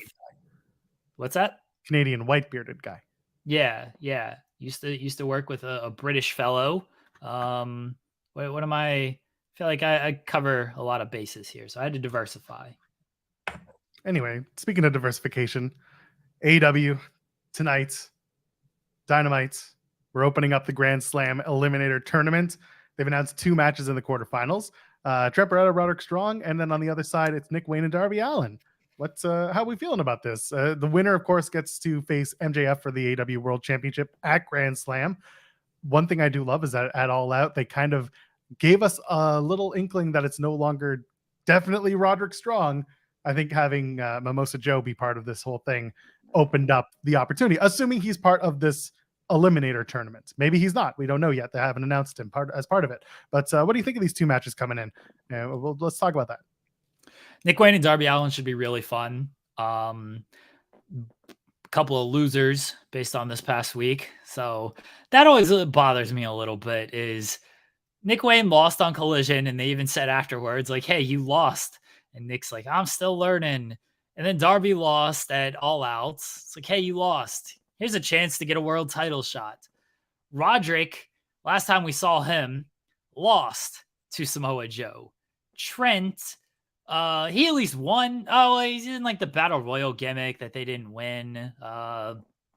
They at least won at the Stadium Stampede, and he won that triple threat match as well with Penta and Moxley. So at least Trent's got a little bit of momentum there to where I can buy it. They lost the parking lot fight, I guess, but at least he the last time singles it was a victory for Trent. Yeah, Jeff Eller Driver says they added Mox and AR Fox. Won't love it. He's a loser. Yeah, AR Fox just a big old loser out here. Like, what are these losers doing wrestling? I don't mind AR Fox doing this like title shot gimmick. Moxley, they do that all the time, but the tournament does feel like you at least want people who are coming off victories to add to it a little bit, because it's like, why are you going to win matches if you can just get in these tournaments losing matches? You got a chance to go after the world title after you just lost a bunch. I just prefer guys to win if you're going to be set up in this spot. That's all. So the International Championship is considered an open challenge, and the TBS Championship has an open challenge. They're doing Chris Statlander versus Emi Sakura, because the second everyone complained about Emi not being on All In, Tony was like, here, damn, come on. Are they doing Chris and Emi? Was that just announced? Yeah, it was announced 5 minutes ago. Chris Statlander versus Emi Sakura. Oh, there you go. All right. Sure. Like that's fine. Those title matches, yeah, open challenge gimmick, fine.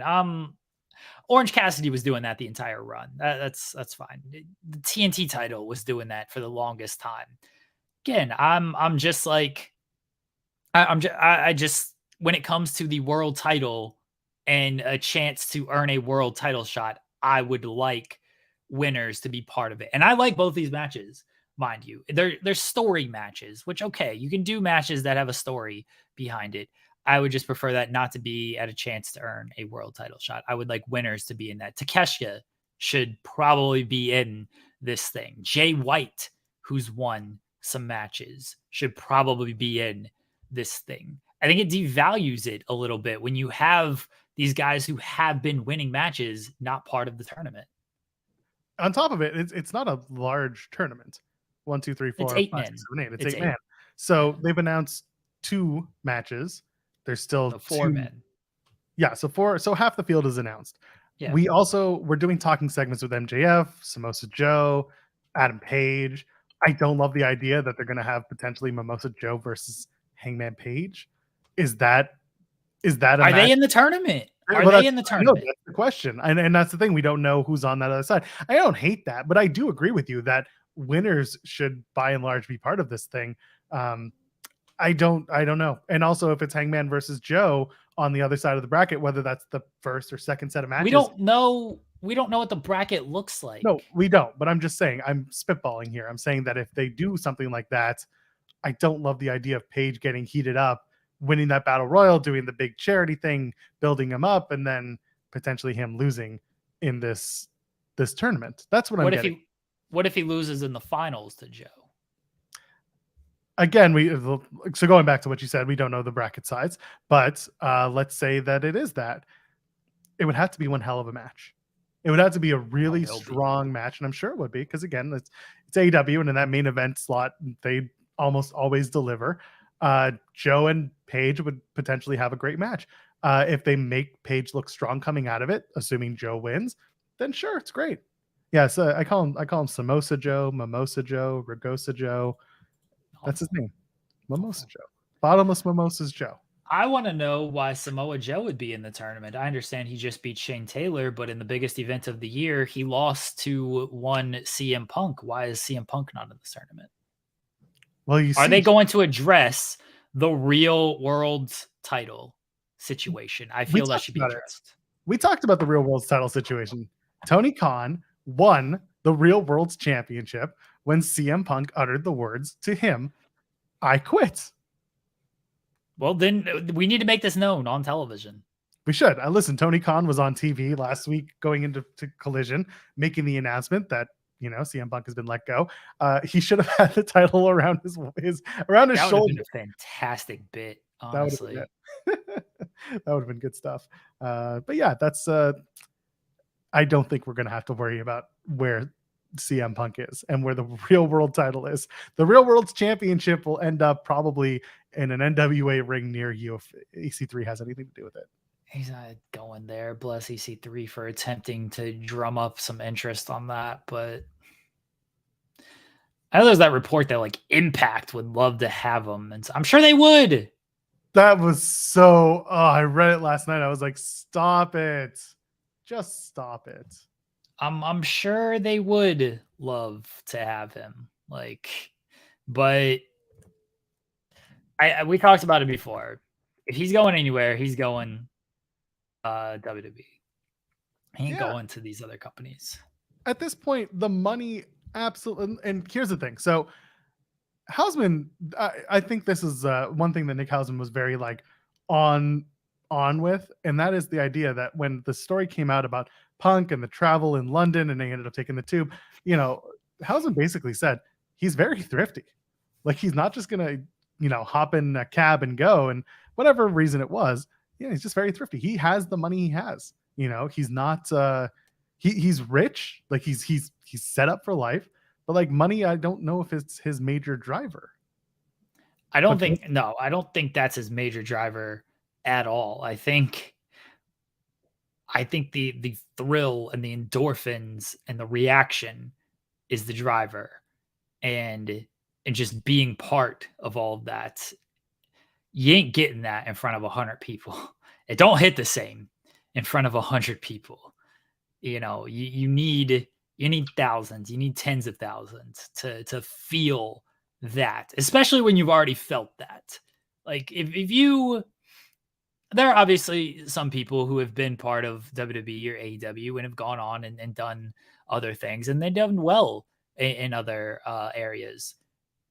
But it just, when you're CM Punk and your goal has been what your goals have been and very stated, and you've reached the levels that he's reached, going to Impact or NWA, I don't think I don't think he's gonna go quietly like that. I see New Japan more than that. Whether New Japan accepts him is a whole different question. But could you imagine CM Punk? That was also part of the Impact discourse. Was New Japan might not do that because they have that working relationship with AEW, and as good as it is, Tony and Otani or whoever could easily just be like, "LOL, don't do it, no chance."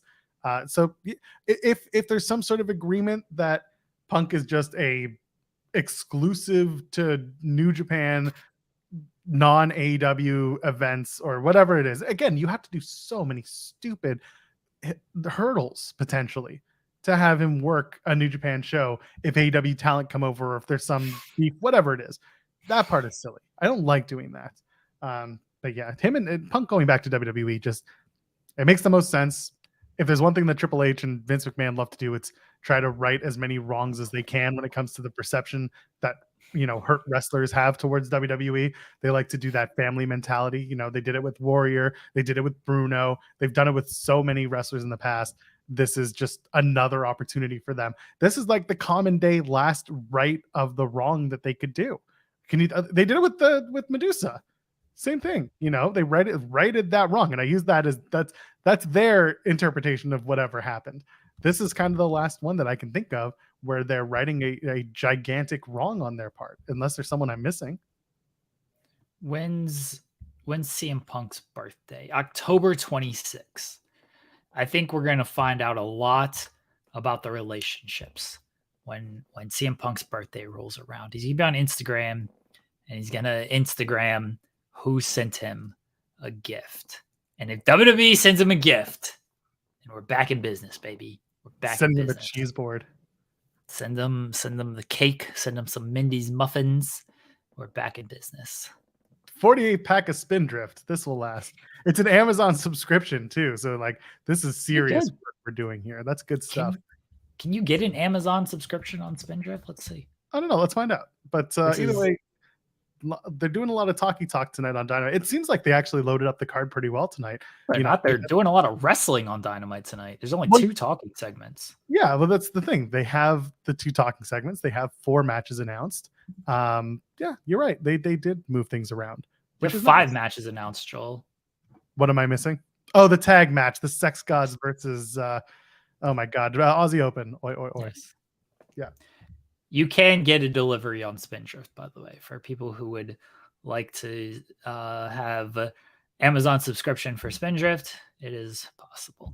Yes, they have 5 matches announced for Dynamite tonight, and then we will hear from MJF and Hangman Page. Very interested in this MJF segment and the Hangman Page segment, honestly, because Hangman's a dude who was super cooled off for the past, I feel like, year.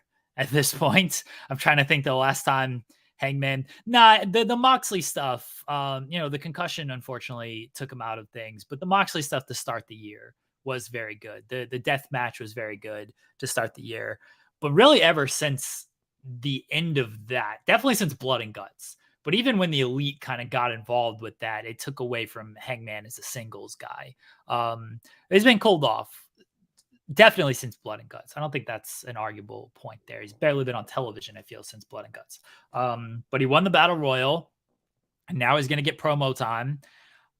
If I'm Hangman, I'm pushing for, if I'm the character Hangman Page, I'm pushing for being in this title eliminator tournament. He's won one of these tournaments before, or he went to the finals against Omega, and then Omega beat him. But he went to the finals, kind of sort of, I guess. Against Omega. So I'm pushing to be in this tournament if I'm Hangman Page to try to get that title shot. And he's a guy that he should be treated as one of their top stars. And it was honestly very unfortunate that that he was downplayed for the second part of this year, because he should be maybe even their top babyface. They ain't got a lot of like pure baby faces in this company. I know MJF is leaning that way a little bit, but he's also still a scumbag. Adam Cole was certainly that way, but there's, the will he, won't he type of thing. Hangman's a very pure baby face and someone who should be treated as such, and they haven't.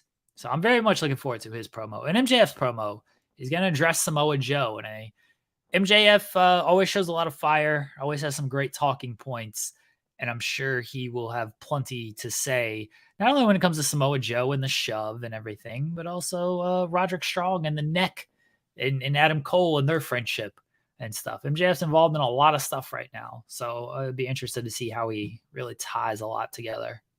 Why does MJF have no friends yet all the friends? What's that about? Why is everyone? He only has Cole as his friend, right? Well, people like him, right? Sure, but who else is his friend? You said he has all the friends. Parasocial relationships. People don't think they're his friend. No, I'm just kidding. The MJF stuff is actually quite interesting because he does have a bit of an axe to grind with Samoa Joe. See, I said it right that time. And he's also, he's got the World Championship. Are we going to focus away from the Ring of Honor Tag Championships for a bit? Or are we going to try and tell two different stories? Is there an opportunity maybe for MJF and Adam Cole to just do, Ring of Honor tag titles on Collision and then world title on Dynamite? Or no, not something you want to do? What can we do with these two title belts that are in play? I think they will do what they can with the ROH tag team titles, but they've got sort of a dilemma on their hands because they're the champions. Theoretically, they got to defend them against somebody. You would want them to defend them against a built-up team and not just lose them to just random team out of nowhere. The Kingdom would be the best option here because there's an actual story involved to that. When do you do it and how do you do it? Because you probably don't want your world champion taking another pinfall in a tag team match. He already took one against Dax. But then you got Adam Cole. Is he going to take the pinfall? I think Roddy Strong costing Adam Cole the titles and the Kingdom winning makes a lot of sense. And I think that's likely where they will end up going. When they get there, I don't know. Can they hold off till Final Battle? That seems like a big stretch. So, again, we don't know where Final Battle is going to be. We don't know the venue. We don't know the date. We just know it's happening in December. Yes. That being said, I was thinking to myself, what if they do the open the show and close the show just like they did it All In? Adam Cole tells MJF, "Hey, let's put on the Ring of Honor tag titles. Let's do the Kingdom at Grand Slam. We'll open the show, and then you'll triumphantly beat Roderick Strong, whoever it is, for the AEW World Title at the end of the night." And that's going to be that. Do you think there's a possibility that they do that at Grand Slam, or can they actually keep this thing going until Final Battle, knowing that they don't exactly put a lot of emphasis on the Ring of Honor tag titles most of the time? And Final Battle continues to be the every title changes hands here type of event for Ring of Honor. I wouldn't do that for Grand Slam because you don't want to do 2 MJF matches for a television show. You could do it at a pay-per-view, one because the pre-show, it was part of the pre-show. You got a 5-hour pay-per-view. You got a 2-hour television event. And then you got Wrestle Dream literally like the week after Grand Slam. You need something for Wrestle Dream. Maybe they lose the ROH tag team titles to a New Japan team in some fashion, and that's how they go with it. The Kingdom makes the most sense. That's the story. But when you figure you'll get some type of New Japan involvement and Wrestle Dream, maybe that's where things end up playing out is they lose to an ROH team out there. But I think Wrestle Dream might be more them losing the tag titles to the Kingdom than, hey, let's do a Grand Slam type of thing. And maybe Roddy Strong does win this tournament. I don't think he's going to, but I think right now he's the favorite because of the story. No knock on Darby Allin, who is kind of always over, and Nick Wayne, who I know people are behind, but he's 18. And Trent, who was like legitimately Tony Khan's like one of his favorite wrestlers. Like Trent is Tony Khan's one of his favorite wrestlers. Christian in the mud. But like right now, story-wise, Roddy Strong's probably the favorite to win this tournament of these 4. So do you do MJF and Strong at Grand Slam? MJF likely wins, but then that sets up Kingdom and Cole and MJF for Wrestle Dream, and then Strong costing them the tag titles. I think you could possibly do that. Yeah, that's not a bad idea. And I think that the Kingdom working New Japan works, whether that's Strong, if they bring that back to more North American dates. I know Rocky was talking about wanting to bring that back as a weekly. And if there's an opportunity to have them go over to Japan and do a few runs, that'd be fun too, because people recognize some of those faces in the Kingdom. That'd be fun. I'd like to see it, but we'll see where they go with it. I'm thinking about like other options, and honestly, the Kingdom need to win those damn tag titles. It's really all I keep going back to, is that I just say that they keep going for those tag titles. They keep losing in every match that they're going for the tag titles in. It's just time to belt them up. It's just time to do the Kingdom and get that heat. It's time. Well, now that Collision is no longer a soft brand split, and we will see things more. And you mentioned this on Monday, Joel, is you can tape some ROH stuff on Wednesdays as well. But I imagine we'll be seeing a little bit more of MJF and Adam Cole on Saturdays on Collision, which means they'd be available for some ROH tapings. Well, what that means, I don't know. Are they going to wrestle? I wouldn't bank on it. But can they, even if they didn't wrestle on Saturdays, could they shoot some backstage stuff on Wednesdays that aired on ROH? Yeah, 100%. Can they shoot some in-ring stuff on Saturdays that air on ROH? Yes, they can do that. I would like to just see MJF and Adam Cole have some type of presence on ROH TV as the tag team champions, because we're missing that for a while, and they should probably have their tag team champions featured a little bit. It's so funny as we talk about that, when things can be filmed, just the logistics of putting together these TV shows, and how much of a pain in the butt it must have been to be like, okay, we can't send this guy on Saturday to this venue because of this situation. Like, I'm not saying everything is hunky dory and everything's perfect now, but there are certainly going to be a lot less hurdles seemingly to have to jump through.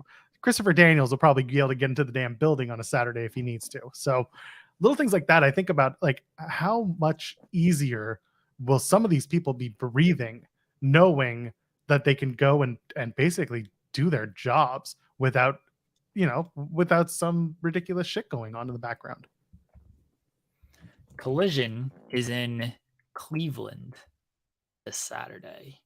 And they're going to load that show up. Well, I hope so, because they got to sell me on this show. I'll put it on record right now. Not currently slated to go to Collision in Cleveland. I have something to do. But I'm willing to brush my family aside and say, take care of your own stuff, family, if you give me a great show. If you give me a worthwhile show, Tony Khan. What I mean by that is Bryan Danielson in a 2-hour match. That's all. There it is. That's all I want from Collision. Yeah, the collision gauntlet. Yeah, that's fine. You booked me a big Bryan Danielson match. The last time I went to AEW when they had a great show on paper, Jon Moxley, Hangman Page, Darby Allin, Samoa Joe. This was a fantastic show. You know what Bryan Danielson match I got? The worst match of his little gauntlet thing that he ran to get the MJF title shot against Timothy Thatcher. Wasn't like horrible or anything, but compared to the other matches Danielson had during that run, wasn't good. Very disappointing. Fortunately, I got Moxley, Hangman, and I got Darby and Joe, which were both great matches. But Danielson and Thatcher was disappointing. I ain't putting that on Bryan Danielson.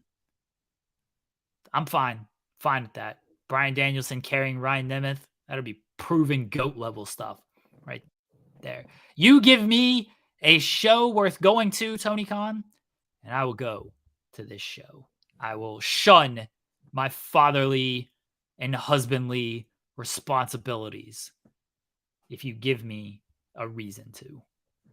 That same person sent a message earlier being like, just got here, can you start from the top? And I want to be like, yeah, you send us $500 and we'll start this show from the top for you. How's that? Ryan, you know how this works. Come on. I love it when our chat's here. You guys are grand. You guys are fantastic. Yeah, I want to go to Grand Slam. I'm trying to like figure out if this is something that's worth doing. Tony saying I might do a press scrum after Grand Slam gives me a feeling of give me a bottle of water, but also it gives me a feeling of maybe there's a plan for something big to happen, or he's like just wanting to do a press conference for the sake of saying no one's ever done a press conference that's not tennis related at Arthur Ashe Stadium, and this is a big moment for us, which to me would just pop me and give me a bottle of water. So I don't know. It would just it would be fun because I went to the first one. I enjoyed it. It looks like they're trying to build something big this year, which is tough coming after All In, All Out, everything else that's been dominating the AEW news cycle. This is their first opportunity to really, control it back. Having a strong pay-per-view on Sunday goes a long way. And hopefully Punk doesn't like drop some BS between now and the 20th. Why? Hopefully he does. I just want to go to sleep, man. I just want to get a good nap. I don't want to hear it, Joel. Nobody's preventing you from taking a nap. Tell that to my kid.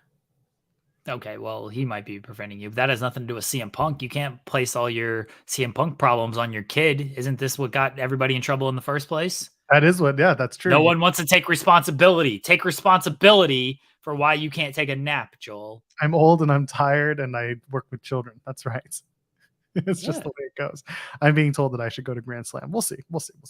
I do miss New York. That's really what it comes down to, is I miss visiting my friends in New York City and going and berating Andrew Zarian, who I'm sure we should probably have back on this show eventually. It'll be a good time. But Andrew Zarian's welcome. Andrew Zarian's welcome on this show at any time. He doesn't need an invitation. He needs an open invite. Oh, no, he knows that. It's not even that. It's just more because his show has been a little sporadic lately. They're usually on a Friday morning, but they just did a Monday morning show this past week. And I was like, what are you running at the same time as us on a Monday for? Stop it. So I can't get him on when he's not available to us. He can just simulcast. He can simulcast the show. I feel like we've done close to that at one point. We've been trying to. I'm still working on it with him. I want to do a simulcast Matman versus In the Weeds. We'd lose that fight. Would we? I don't know. I love their show. I love Rich and Andrew. I do. They've been doing this for a while.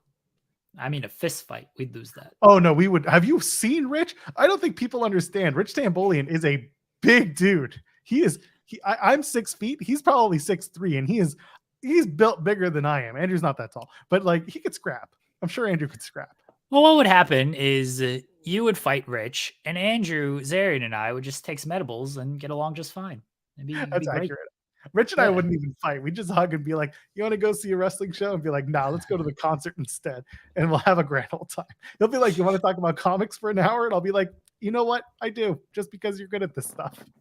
Zary and I will sit in bathtub together and watch some wrestling on some edibles, and just talk about life and all the galaxies that are out there. I think that would be just tremendous content. The two of you in a big claw tub bath. Oh, I'm Can we gonna make this happen? I'm gonna really work myself into a shoot. Could we do an episode where like in the I don't know, weeds becomes in the bath. yeah, something like that. But yeah, Matt Men in the weeds. It's not Zary and I together in the same bath. I mean, if we can No, arrange it. it's Okay. got to be the two of you in a bath. Yeah. Look, if we can arrange it, all right. I'm open to this.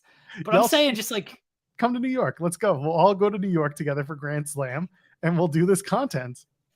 I'm saying that for now, Zary and I just doing this show. We do it from the bathtub. We may or may not have an edible before we do the show. And then, plausible deniability. And then who knows what we talk about? We just talk about whatever the chat wants to talk about. Maybe we talk about wrestling. This show's open with talking about weather. So who knows what the wife is like, what in the actual hell are you planning? Baby. We've been married for almost a year now. You've been with me for almost 2 years now. You've, for some reason, been watching the shows I've been doing for over 2 years now. You understand, I don't know what I'm talking about.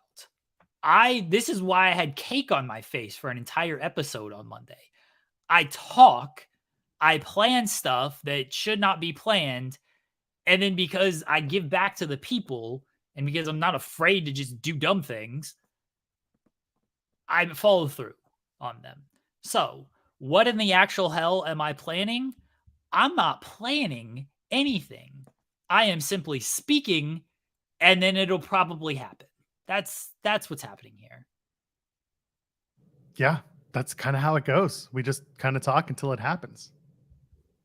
Do you have to go, Joel? Now, do we have more to talk about? I feel we could talk for another 5 hours, Joel Pearl. Let's do a 24-hour stream right now. No, because someone has to send us $500 first for us to rewind this show to start from the beginning. I will edit the Alex Shelley interview on the air while we do the show from the top if someone sends us $500. I will screen share the process. If we get $500 in super chats within the next 5 minutes, that's $100 a minute, everybody, we will do an impromptu 24-hour stream. 24-hour. No, I cannot do that. I got to pick up the kid today. That's not negotiable. Cowardly. We will do an impromptu 12-hour stream right now. Things to do. Right now, 12-hour stream. So many. We get $500 in super chats in 5 minutes. Let's put a timer on the clock. We're gonna this show is running for at least another 5 minutes. There's $5. We're getting there. $495. Sobel sends a super chat saying, I got $5 on the Matman in the Weeds Bro Bath in NYC. Oh, could you imagine? That'd be fantastic. We got 5 minutes on the clock, everybody. We need $495. Okay. Val's threatening us with a good time. We will do a 12-hour stream. Joel is free to go in and out as he pleases. I will be here. All 12 hours. It sounds like such a bad all 12 hours. We will watch Dynamite together. You can watch me stare at the screen as I listen to various interviews in the world of wrestling and type articles because I still have to work. I don't know what else I'm doing. You can be a work stream. We're just gonna send the link to every single person imaginable. Like our entire Twitter is just gonna be sending the link out. Why not? See who shows up. $500, everybody. It'll be worth it if we get that much money. I'm going to be honest with you. Fair. The anonymous ITW general manager saying just stream on your phone to get the baby. That's fine. I had to take the subway. They don't have the service down there. Well, I saw we'll add another $5 if I do the rest of the show in my TK. Oh, sure. That sounds dangerous. For $5 now, make it $500. Well, we've already done the $500, Joel. We need to up things. for $600. We've already asked for $500 for this. You got to ask me a question of Tony Khan. Okay, here we go. All right, Tony Khan face. Here we go. You gotta play a little and ask some questions and stuff. But let me make an opening statement here. I feel we had a tremendous show today, and if we do another 12-hour live stream, we have some big things planned for the rest of the live stream. We're gonna have a lot of guests. We have a lot of big surprises for everybody that I don't think you quite know what to expect from them, but we have big surprises planned out for our 12-hour stream, and it's already been a great show these past 2 hours. We had Alex Shelley, Impact World Champion Alex Shelley, was on the show. Alex Shelley is one of the greatest wrestlers of all time. It was an honor to have Alex Shelley on this show. He's going to be teaming with Chris Sabin, Motor City Machine Guns, one of the most influential tag teams of all time. The Young Bucks have credited the Motor City Machine Guns for a lot of the work they've done. They're going to be facing the Rascals at Impact Victory Road on Friday. Impact 1000, Alex Shelley against Trey Miguel. That's a big match. That's a match that I'm really looking forward to. That's a tremendous matchup. It's an honor to have Alex Shelley on the show. It was great that we were able to work with Impact Wrestling. Impact Wrestling has been a kind partner to us. We have a great working relationship with Impact Wrestling. Scott Demore, I love Scott. I talk with Scott all the time. He's a great partner here at In the Weeds. Fantastic to have Alex Shelley on. But if we get $500, everybody, we're going to do another 12 hours. And you never know who's going to appear. We might have more talent from Impact Wrestling. We have a lot of great partners. A lot of great partners here on Fightful. A lot of great partners here on Fightful Overbooked. Sean Ross Sapp might appear. Tag Talk Girls might appear. Haley and Kylie, they did the meat chant. The meat chant got over big at AEW All Out. Got over huge at AEW All Out.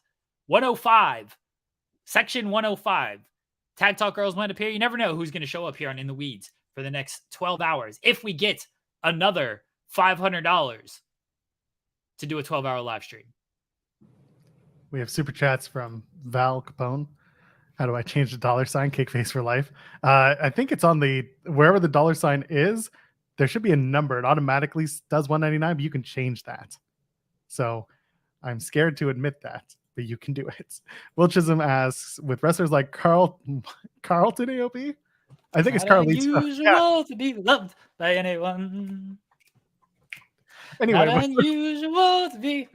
I don't know the lyrics. I'm like, fun with anyone. It's not unusual to see me cry. I wanna die. There you go, everybody. Wrestlers like Carlito, AOP Kyrie say, do you think WWE is holding off on debuting them on TV until the Endeavor deal is done? I mean, I wouldn't be surprised if that's the situation. Nick Aldis is meanwhile like, I'm on a handshake deal because I learned from my wife that I should only appear on a handshake deal with anywhere I work. I wouldn't be surprised if that's what we're doing, right? I could be, or they could just, who knows, not actually have plans for these people. Kyrie is a deal where she's finishing up commitments. So that's, I don't think they don't not have plans for her. I think she does just have commitments she needed to finish up. AOP, I have no idea. They've apparently been signed potentially for a little while. Carlito, there was rumors of him dating back to the MSG show for SmackDown. Oh, the timer has gone off. We did not get $500 in 5 minutes. We will not be doing a 12-hour live stream. This person, like, right when you got it, was just like, all right, see you later. Bye. So the timer has gone off, but thank you for everybody who did donate super chats. Why Solable said too much blinking, but I'll take it. I don't know how that man does not blink when it comes to this. I can't do it. I just can't. I blame my contacts. I blame I assume Tony wears contacts as well. I know he used to wear glasses. But yeah, I can't just stare. I lose the staring contest to the kids all the time. They always beat me. I'm not good at it. You got to learn how to get better at staring. I can't just like stare into the camera. I'm already just blinking too much. The lights are like right on me too. I can't do it. Bless Tony. Oh, you're good at it, Joel. Can you talk and stuff though? Yeah. Then the second I did it, see, you blinked. The problem is that I'm like, I got the air conditioner. The vent is like right next to my computer setup, so the air is just in my face. So it just drives. This is why Tony is a pro, though. You know he's dealing with tough circumstances. The lights are on him. He's got wrestlers around him. He's got to deliver good news, bad news, doesn't matter. And he's still the entire time. I blinked. Like he doesn't do it the entire time. It does not matter what news Tony Khan has to. I can't do it. It's difficult, man. This is why Tony's a pro, absolute pro. So it's all in the eyebrows. That's what Solobo says. It's all in the coffee. Eyebrows. It's that coffee. That man had about 5 cups of coffee just during the press conference, the media scrub.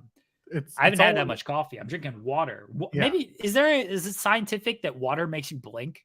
Is this like a proven thing? I mean, it keeps you hydrated and therefore you don't dry out as quickly because the idea is that your eyeballs dry out and the blinking refreshes the hydration of your eyeballs, right? Does water make you blink? I just Googled this.